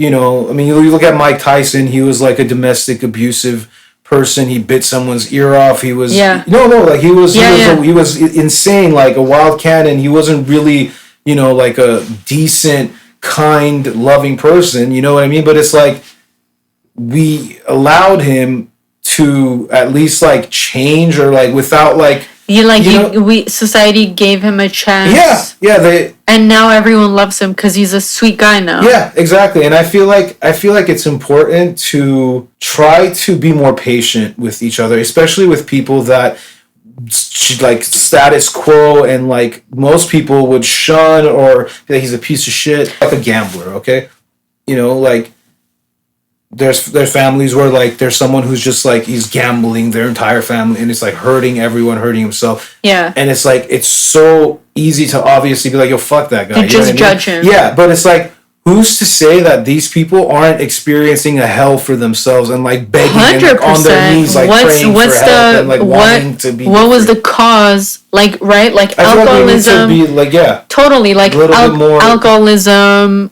or people that are abusive. Most of the time, it's because they were abused or traumatized when they were younger. It's hard to sympathize and empathize for someone who creates victims, who are people. Because of this person, there's victims, and it's like you're gonna sympathize for those victims way more than. But you're not justifying it. That's the difference. Not at all. People think if you empathize or sympathize with something, that you justify the behavior. No, don't justify. You're not justifying the behavior. That person, him or herself, might not. You know what I mean? That's the thing. Is like they might be like, I'm a piece of shit. I want to kill myself. There's people who hate themselves out there. Yeah, and a lot of them. You know that show Ianla Fix My Life that I sent you? I feel like she's so good at looking at things the way that you're saying, because she comes from this place of like non-judgment and just wanting to fix the situation. Yeah. So she's like, okay, this mom abused her daughter. The daughter abused the sister. The sister did this, whatever. And she doesn't go and start blaming people and saying, it's all her fault. It's like, no, look, your mom did this to you because her grandfather raped her. And so she was traumatized as a kid. Then she grew up she never experienced love. She never had self-respect. That's why she couldn't respect you, because she can't even respect herself. It doesn't justify what she did to you, and she never says like "lavare" or whatever. Yeah, and it's not like to take away from that your pain or anything. No, it's just so you understand that it wasn't personal, and that like if we want to fix a situation, instead of just pointing fingers and blaming and saying you're bad, it's like, no, it's not about you're bad. It's like, oh, you did that because you were hurt, and like, how can we stop it from happening? Okay, now that we are all conscious of how this happened, what can we do to stop it from perpetuating for us in the future and for like our kids? That's right? what I'm talking about. Yeah, and that's the whole point. Our jails and prisons are called rehabilitation centers, but they don't rehabilitate anyone. There's people like, especially drugs, like. Why are people like drug issues like it doesn't make any sense. It doesn't make any. It's like putting a sick person, literally with like diabetes, and saying you need to go to prison. It's like that's not gonna make the diabetes go away. They need a diet change. They need this. Like drug addicts need therapy. They need they could be like, but that's drugs. But it's like I feel like we can tackle every issue. Unless someone is just like a complete threat and danger to himself and to others, I feel like we should try to see what the real issue is. Have you heard about that? There's this black person who befriends KKK members, and he gets them to convert, to like leave and like realize that. I didn't know that. Yeah, and it's like if we were to be like, fuck these racist piece of shit assholes and like completely exclude them from society, you'll never change. That's what I'm trying to get at. What characteristics do people have that like make the world better for everybody? And like that's what we should all be striving for. Not I want to strive to make everyone like me just because that's not a criteria, right? So there's a woman who's a documentary filmmaker who I think you would love. She is a Muslim who I think was raised in Norway, and like Scandinavia is extremely racist. I don't know if you are aware, but like I've heard. I grew up with a lot of racism in Norway, Sweden. Yeah, like if you don't have blonde hair, blue eyes, and they think you're a Muslim or Turk or whatever, like. they prefer like homogenous societies, like everyone's like Sweden is for Swedes or whatever. It's not as much like that anymore, but it's still an issue, you know? And so this woman grew up Muslim. I don't know if she was Pakistani or what she was, but doesn't matter. Her dad and her grandpa were like different political parties. So they would show up to protests on opposite ends. She's like, my grandpa would go to the same protest on this side and scream at the group that my dad was joining and screaming at that group.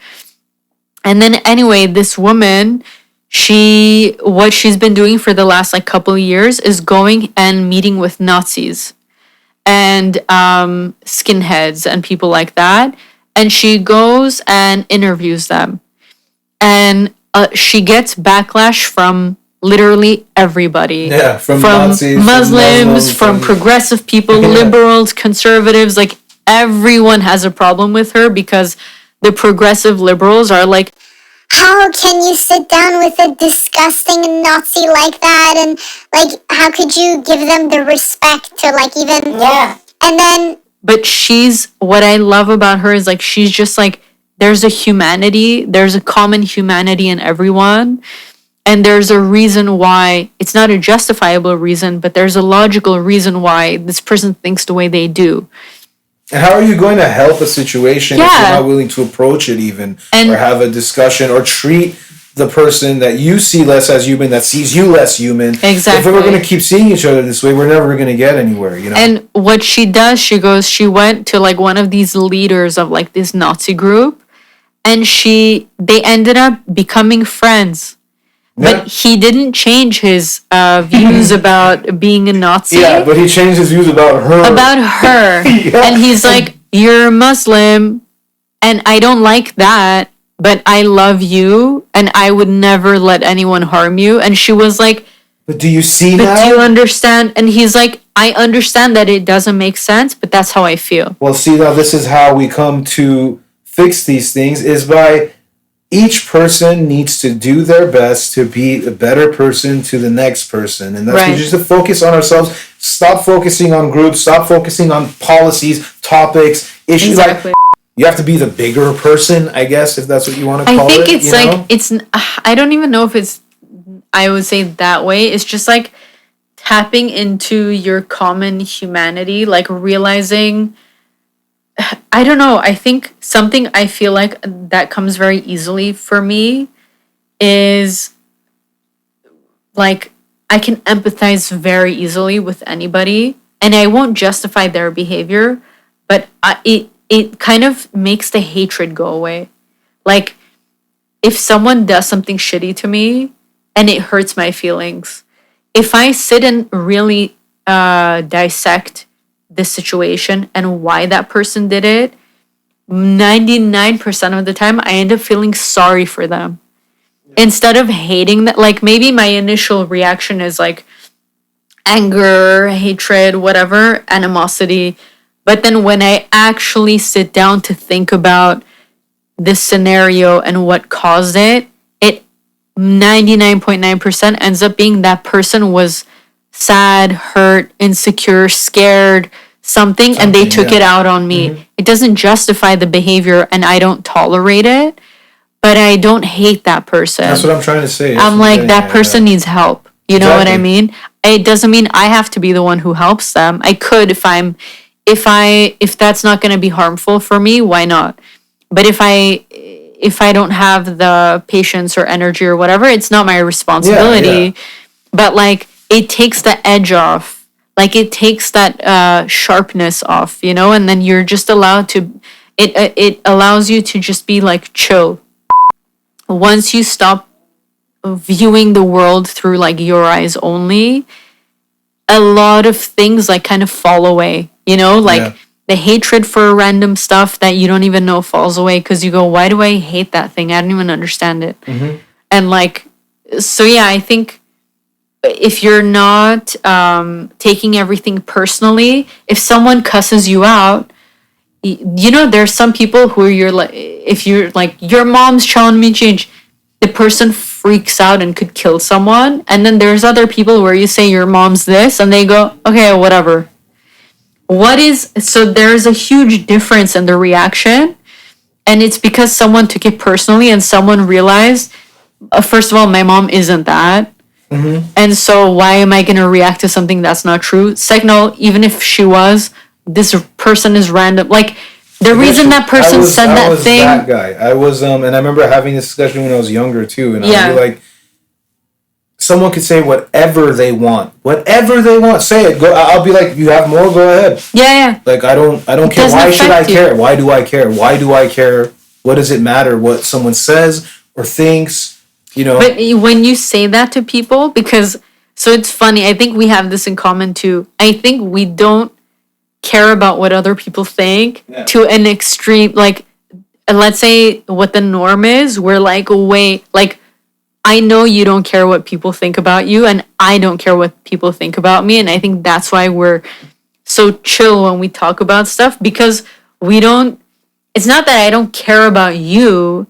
It's that the ideas that we talk about, we don't take it personally. Yeah. You know, and it's like, but if you say that to other people, even in my Instagram messages, like the last 2 days, a lot of girls are saying like, or even guys, but a lot of the women are saying, you know, like, how are you able to speak so openly about this stuff? Like, aren't you scared or whatever? And I'm like, scared of what? Like, of a judgment? I don't care what.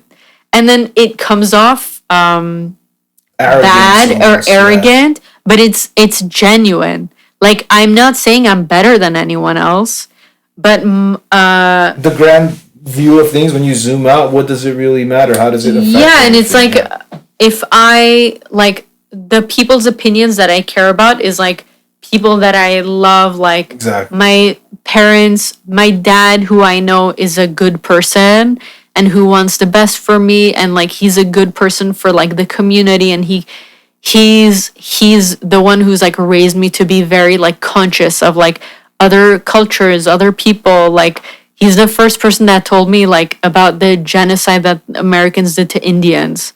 And he's like, you know, Ani, like, I remember I was like 9, and when we had just moved here, and he told me that, and I never heard it before. Right. It's crazy to think that just now people aren't calling it Columbus Day anymore, and there's ceremony as Indigenous People Day, and it's like, and then because I was having this convo with my friend, remember I said I was having a convo where I was like, yeah, well, you know, someone's gonna have to write a term paper on 2020. They're not gonna accept Alex Jones as a and he was like, okay, but we accepted the Christopher Columbus and for hundreds of years, and just now we're waking up to the bullshit. So he's like, and I was like, damn, that's a good point. You know, I was like, that's a good point. Maybe Alex Jones is, who knows, maybe hundreds of years from now they realize that like society was wrong, and that like the alternate like view and news was the actual one. You know what I mean? Totally.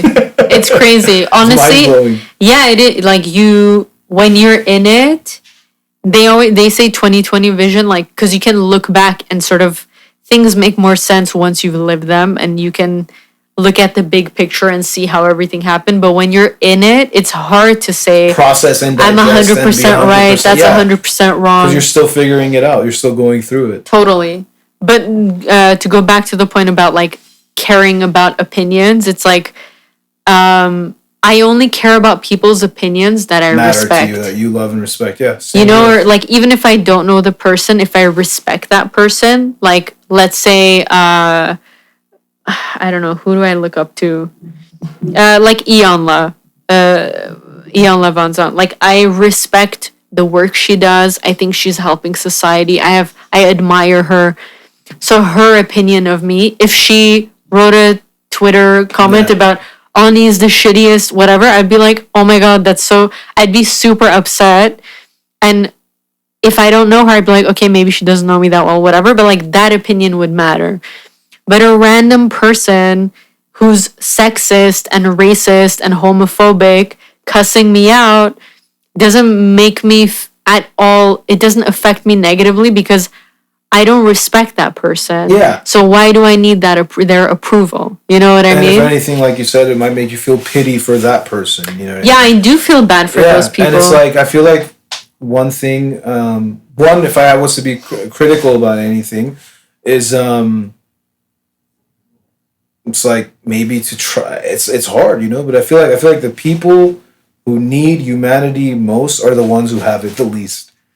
100%. No, 100%. You know, I feel like the people that are bad people, they need good people. You know what I mean? Yeah, like the people that are the most hurt are the ones that hurt people most, right? Yeah. And they're the ones who need the most compassion to change. Yeah. Like, you need a lot more patience to deal with someone who's an asshole, but also they need the most compassion. If you want that person to change, you have to be like extra go deep in your heart to like deal with them. Definitely. But that's the only way they'll change. People that are abusive, a lot of the times they feel helpless, and they might not want to be abusive, but they can't help it because they haven't been taught. Like, I had an ex-boyfriend who when he got angry, like, I broke up with him after the second fight we had because I was like, oh, I can't deal with this. But it was like breaking stuff, or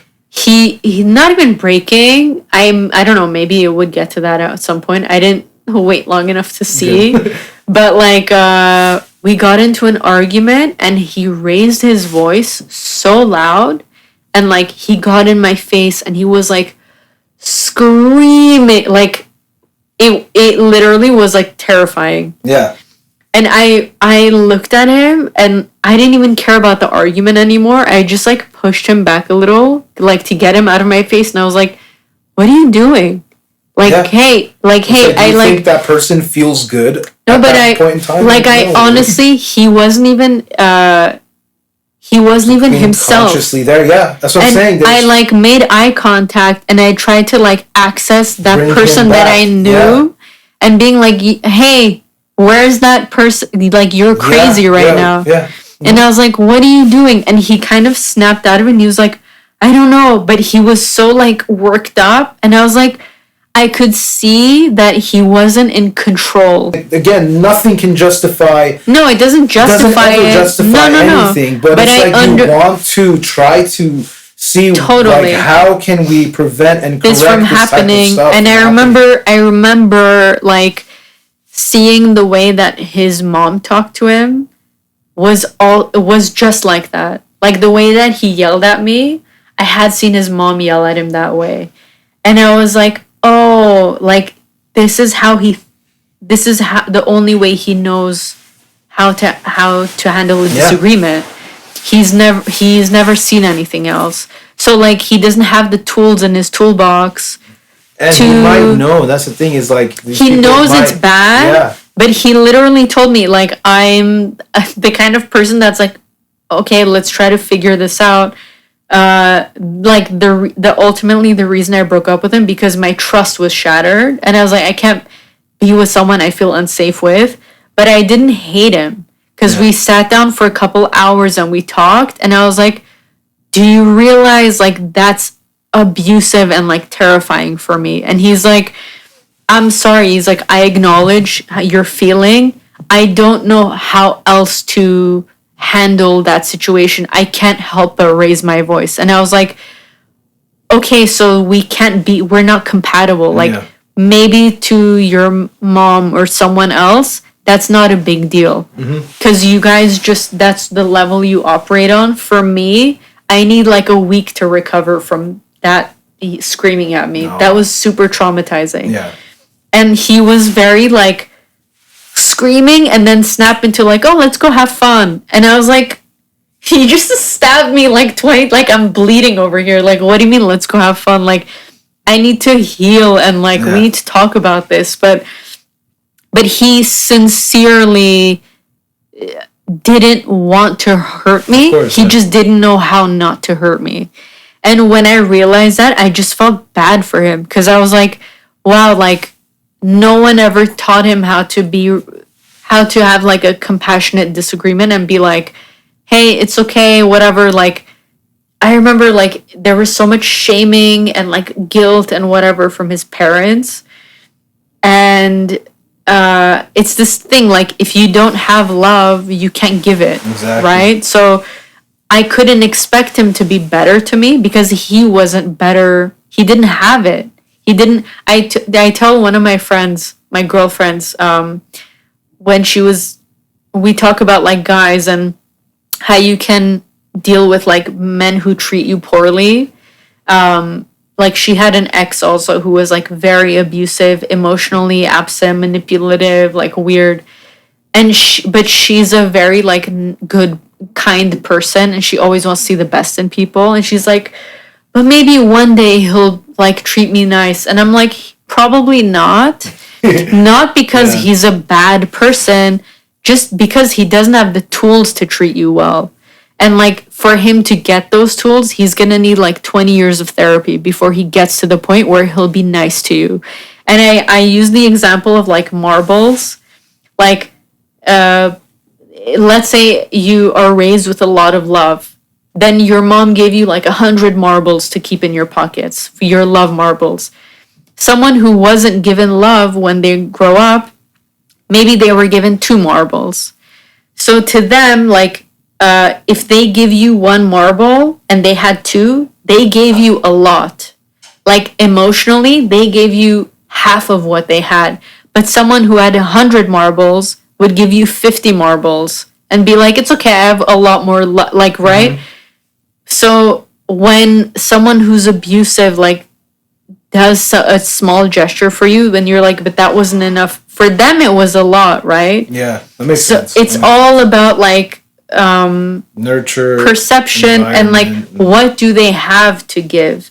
If that person didn't have a lot of love and they gave you a little bit, proportionately to them, they tried a lot. It was a lot of effort to give you even a little bit. It wasn't enough for you, but it doesn't mean that they're like purposefully being an asshole. Do you know what I mean? They might be doing their best. They're doing their best. Not good enough for you. Exactly. And that's a common thing, and that's okay. You know what I mean? Totally. But yeah, I feel like the more conscious we are within every second, like of our life, every decision we make, every conversation we have, everything we do, and it's like having discipline and knowing to do what you believe is right as opposed to what's wrong, because some of us are good at that.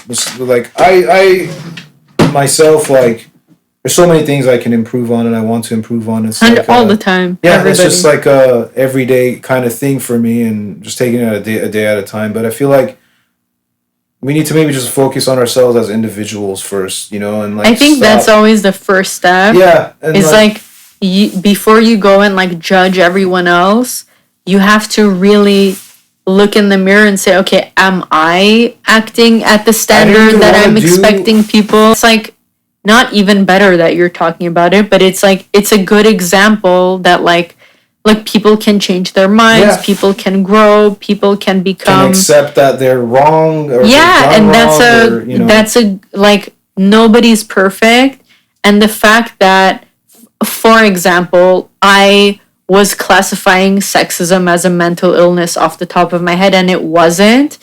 And this psychologist was like, I love your work, but like that's not right. Like you're harming a lot of people because you're you're misclassifying. You're misclassifying them, you're hurting people with actual mental illness, it's offensive to them, whatever. Yeah, that makes sense. And I immediately was like, oh my god, you're absolutely right. I took the post down. And then I asked her about it. I'm like, so how do we classify whatever? And I learned something. But she was like, oh, I appreciate how open you were to the criticism, and like, you know, like you didn't take my comment the wrong way. And I was like, why would I take it the wrong way? Like, you just taught me something. Like, I was ignorant about something. I made a mistake because I didn't know. Then you gave me information. I processed the information, I learned something, and then I did something better. Yeah. You know, I changed my behavior, I changed my mind, I changed my message because I had more information, and then I made a better decision.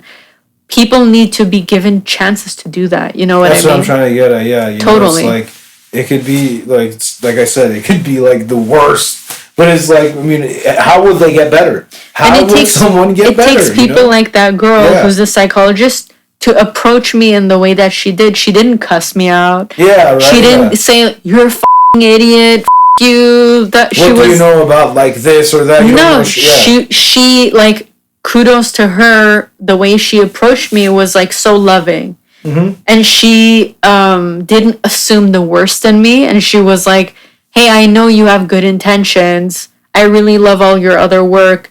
I feel like you're misguided here. Let me help you. Yeah, exactly. And like that's the approach we can take with That's people. That's what I'm saying. I'm saying even some of the most dumb and like ridiculous and offensive and disrespectful people, maybe even on your own platform.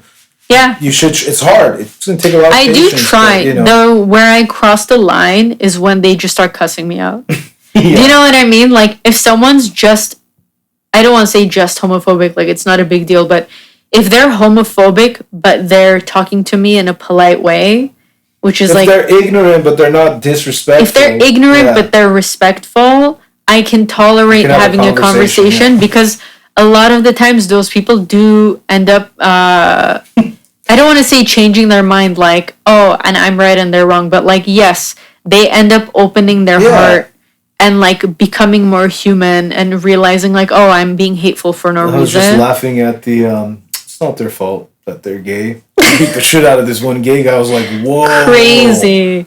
And you know what's like it's kind of off topic, but like I had the most bizarre DM from this woman and I had to go and like wake my dad up and tell him because I was like nauseous after what she said. And he was literally laughing and he goes, I'm sorry that happened to you. By the way, whenever you want to end this, we can end it. Leave in like probably like 10, 15 minutes. Perfect. But like, so she messages me and she goes, I love like your posts and feminism and whatever. And like, and then I'm like, yeah, okay, cool. She's like for women's rights and sex ed and whatever. And then she goes, all of these abortions, you know, like our karma was genocide. And I just like stopped, like I'm reading her comments going, okay, cool. Oh, that's nice, whatever. And then I read that, like, I was like, oh, she's crazy. Like it went from being like compassionate, normal person to insane comment of because Armenians have had this many abortions, we deserve the genocide. Honestly, I was sitting there, I was like, I don't even know how to respond to this person. Disheartening and disappointing, and then you realize that like this person felt that you would maybe like agree with that. She totally, that, like, and I didn't even comment on that because I was like, oh, she's crazy. I just ended the conversation. Trying to be careful, you know. Yeah, I was like, thank you so much, gotta go bye. But I literally was like, because I was so shocked. That is disgusting, yeah. I didn't even know how to call, and I was like, dude, how can you even say that? I was watching news the other day, right? And it was that Nashville bombing guy or whatever. You heard about that bomb in Nashville? No. So I'm watching the news, okay, and I'm it's recent, I'm guessing. Yeah, I'm with Lena, my wife, we're watching the news, and then they're like, this man, like, you know, set off a bomb, like, in an RV.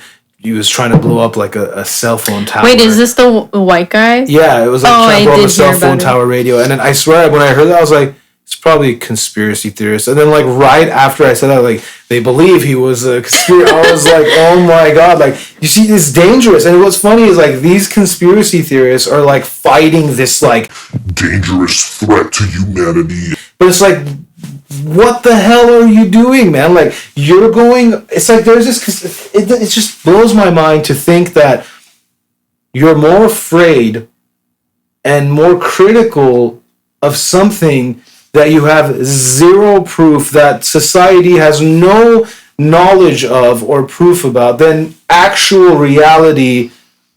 Like you're actually killing and hurting people. Yeah, like you're. What do you mean? You're more afraid of a hypothetical situation. Yes, than a reality that's terrible. And you're willing to actually go and terrorize people for something that may or may not happen. Yeah, you're willing to risk, and even with coronavirus, it's totally illogical. People are afraid of the vaccine.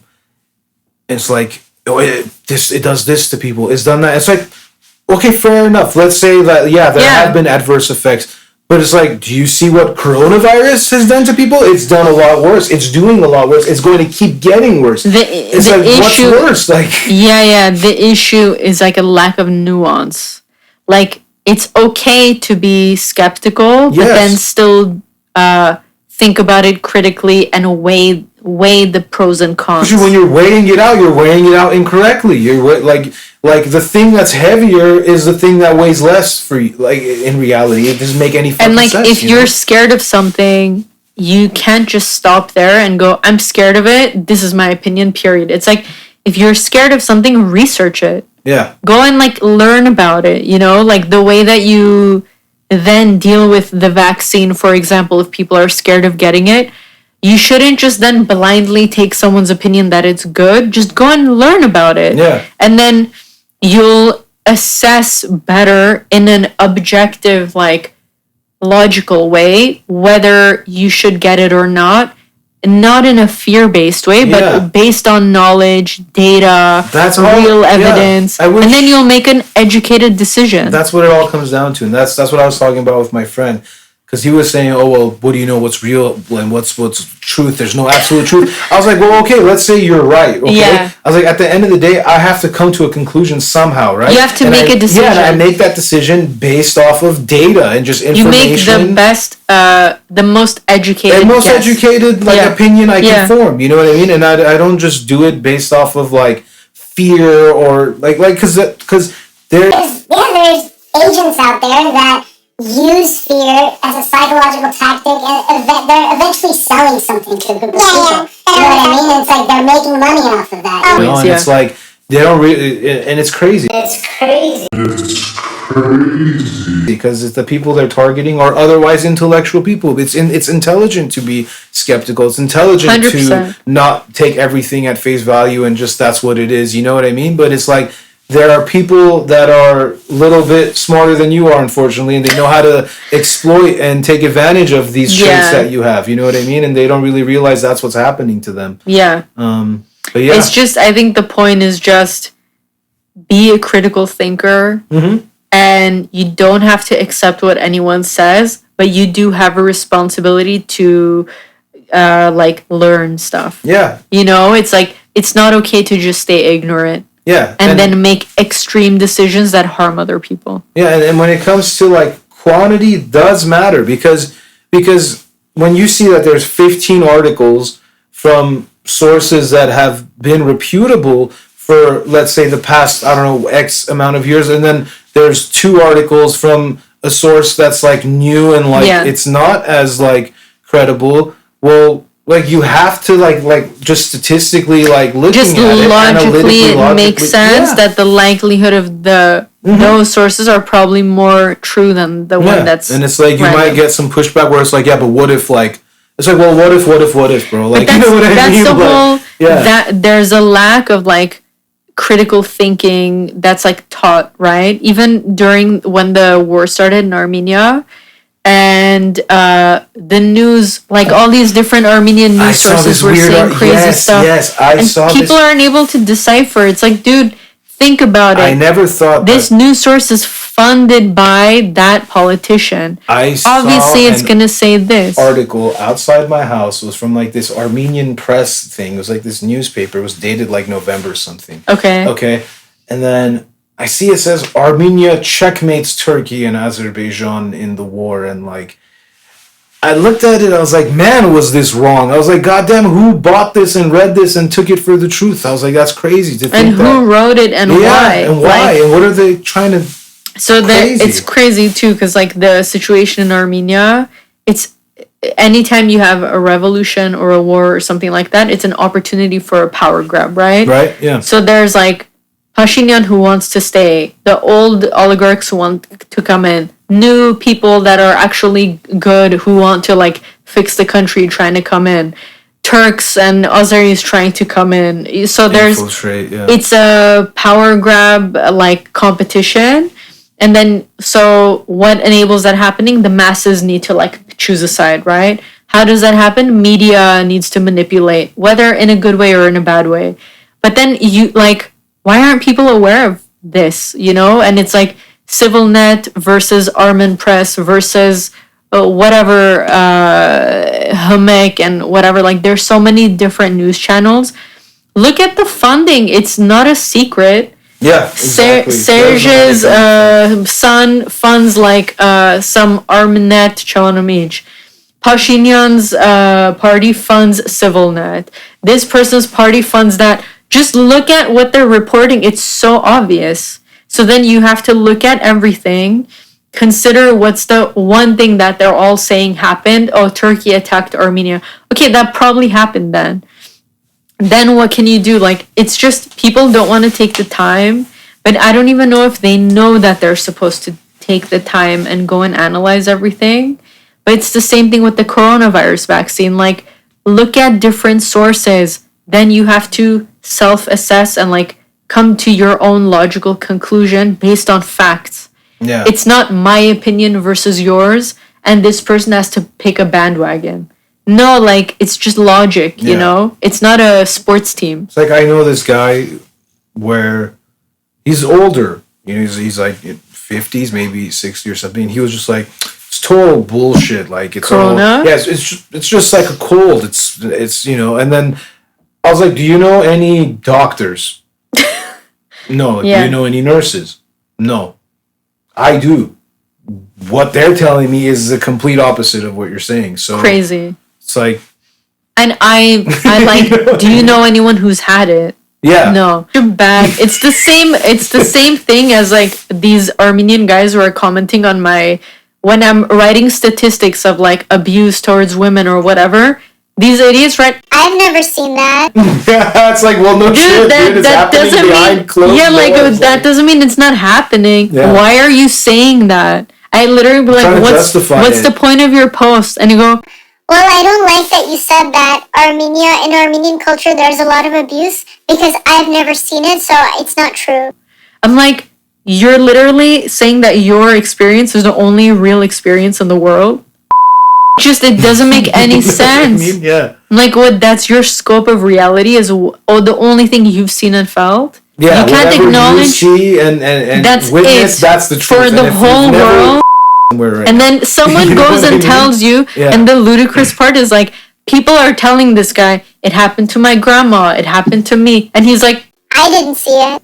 Bro, she's saying it happened. Well, what are you arguing? Why would they lie? Why would someone lie about something so horrid? Like, and like, you know? What are you getting out of denying her experience? Maybe he is one. Usually that's what it is. Usually and they're trying to, you know, they're in denial. They're trying to cover up. They're trying to be apologists. That reminds me of Crystalia, you know, the comedian. Oh yeah. He would constantly, like, anytime there was a conspiracy about like Hollywood sex scandals, like pedophilia, whatever, he would make fun of those conspiracies so hard that I was like, why does he care that much? Like involved and then it turned out like a couple of months later he was caught like sleeping with underage girls or something like that. Yeah, he had a personal like agenda. But he was being defensive. Yeah. And he's like, you guys are so stupid. You think there's a secret Hollywood sex cult? And then meanwhile you're in it. But it's like usually it does end up being the people that are the loudest against something because they... It's kind of like Bill Cosby too, right? Totally. Yeah, and that's ironic. And Bill Cosby, to me, like, I loved the Cosby Show. Can you believe? You know? I still can't... I'm like...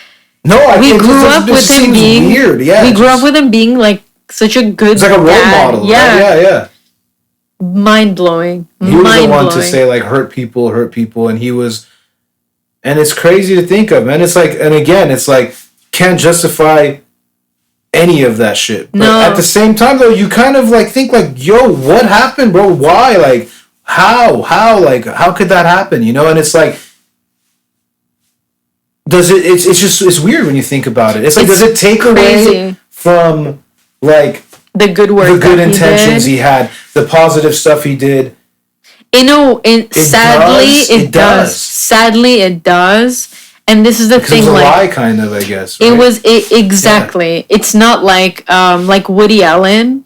He's a film director, but also he has like pedophilia or whatever. Weird. He like married his own adopted child. His daughter. Yeah, like it was creepy. But it's like, this is always a debate, right? Like people go, I hate his movies. He's a pedophile. and I'm like, that's not like he could be a talented director and a pedophile, and those things are It's like Michael Jackson, right? Like Michael Jackson, if you believe that he was a pedophile, that doesn't mean his music sucks. Mm-hmm. It just means he's a sucky person. Mm-hmm. But like emotionally, it's hard to listen to someone's music but that the case you know. of him, you get it though. Yeah, for sure. It kind of ruins the experience. It ruins the experience because you want to consume things by people that you respect. Yeah.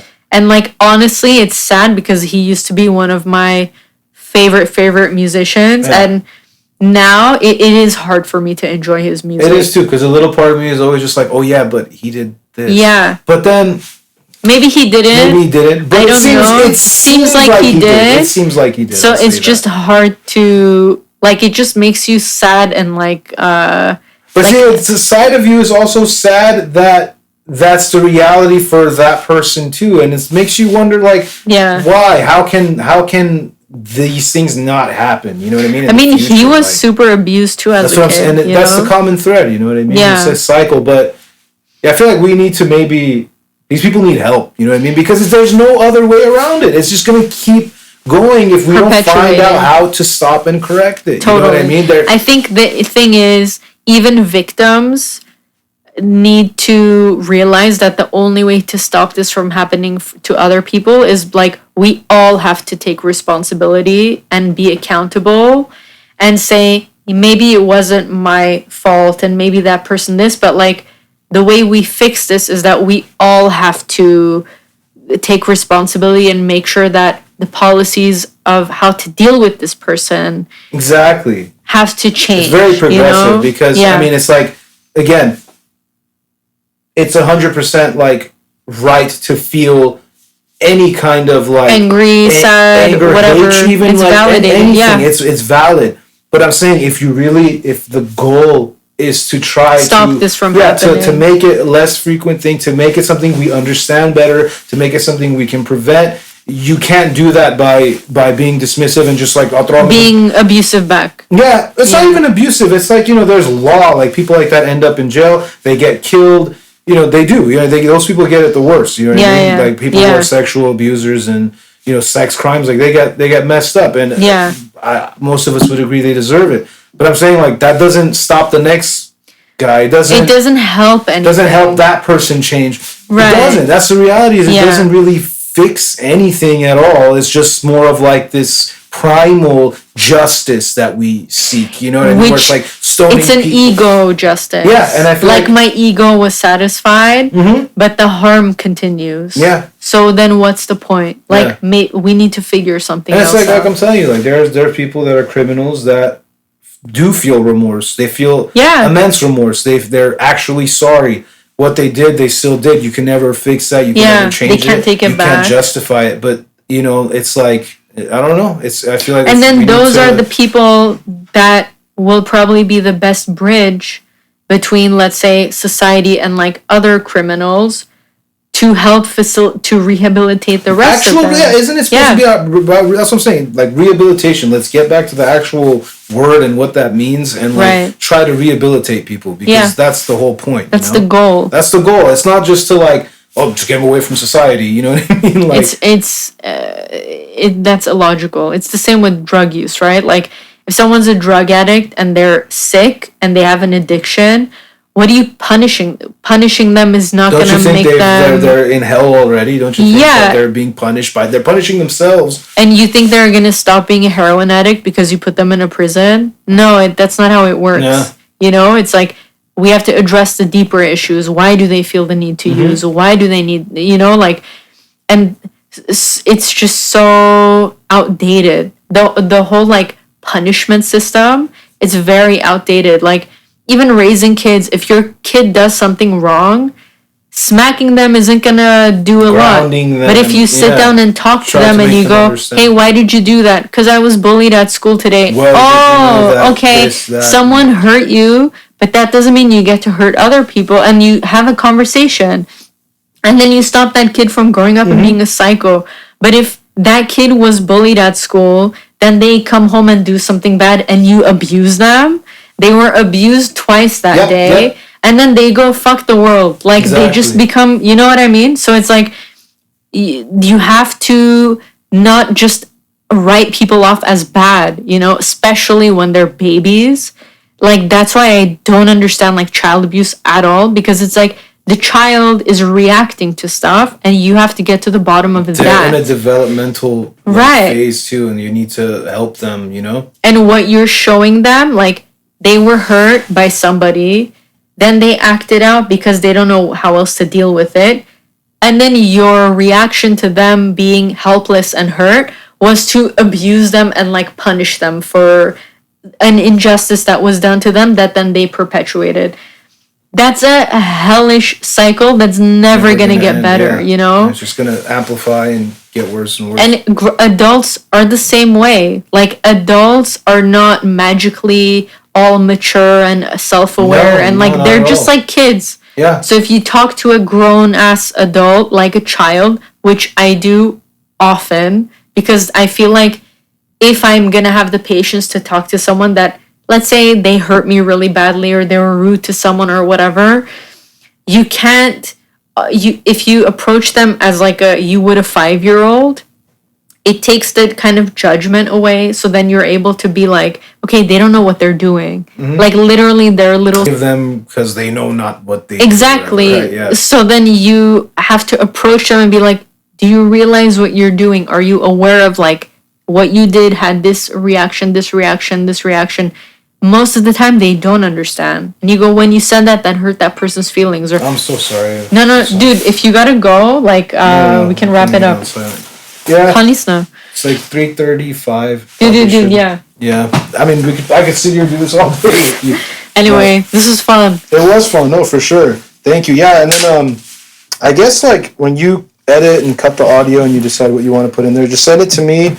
If I hear any segments that you want to take out, for sure, let me know and we'll just edit it. But yeah, no pressure.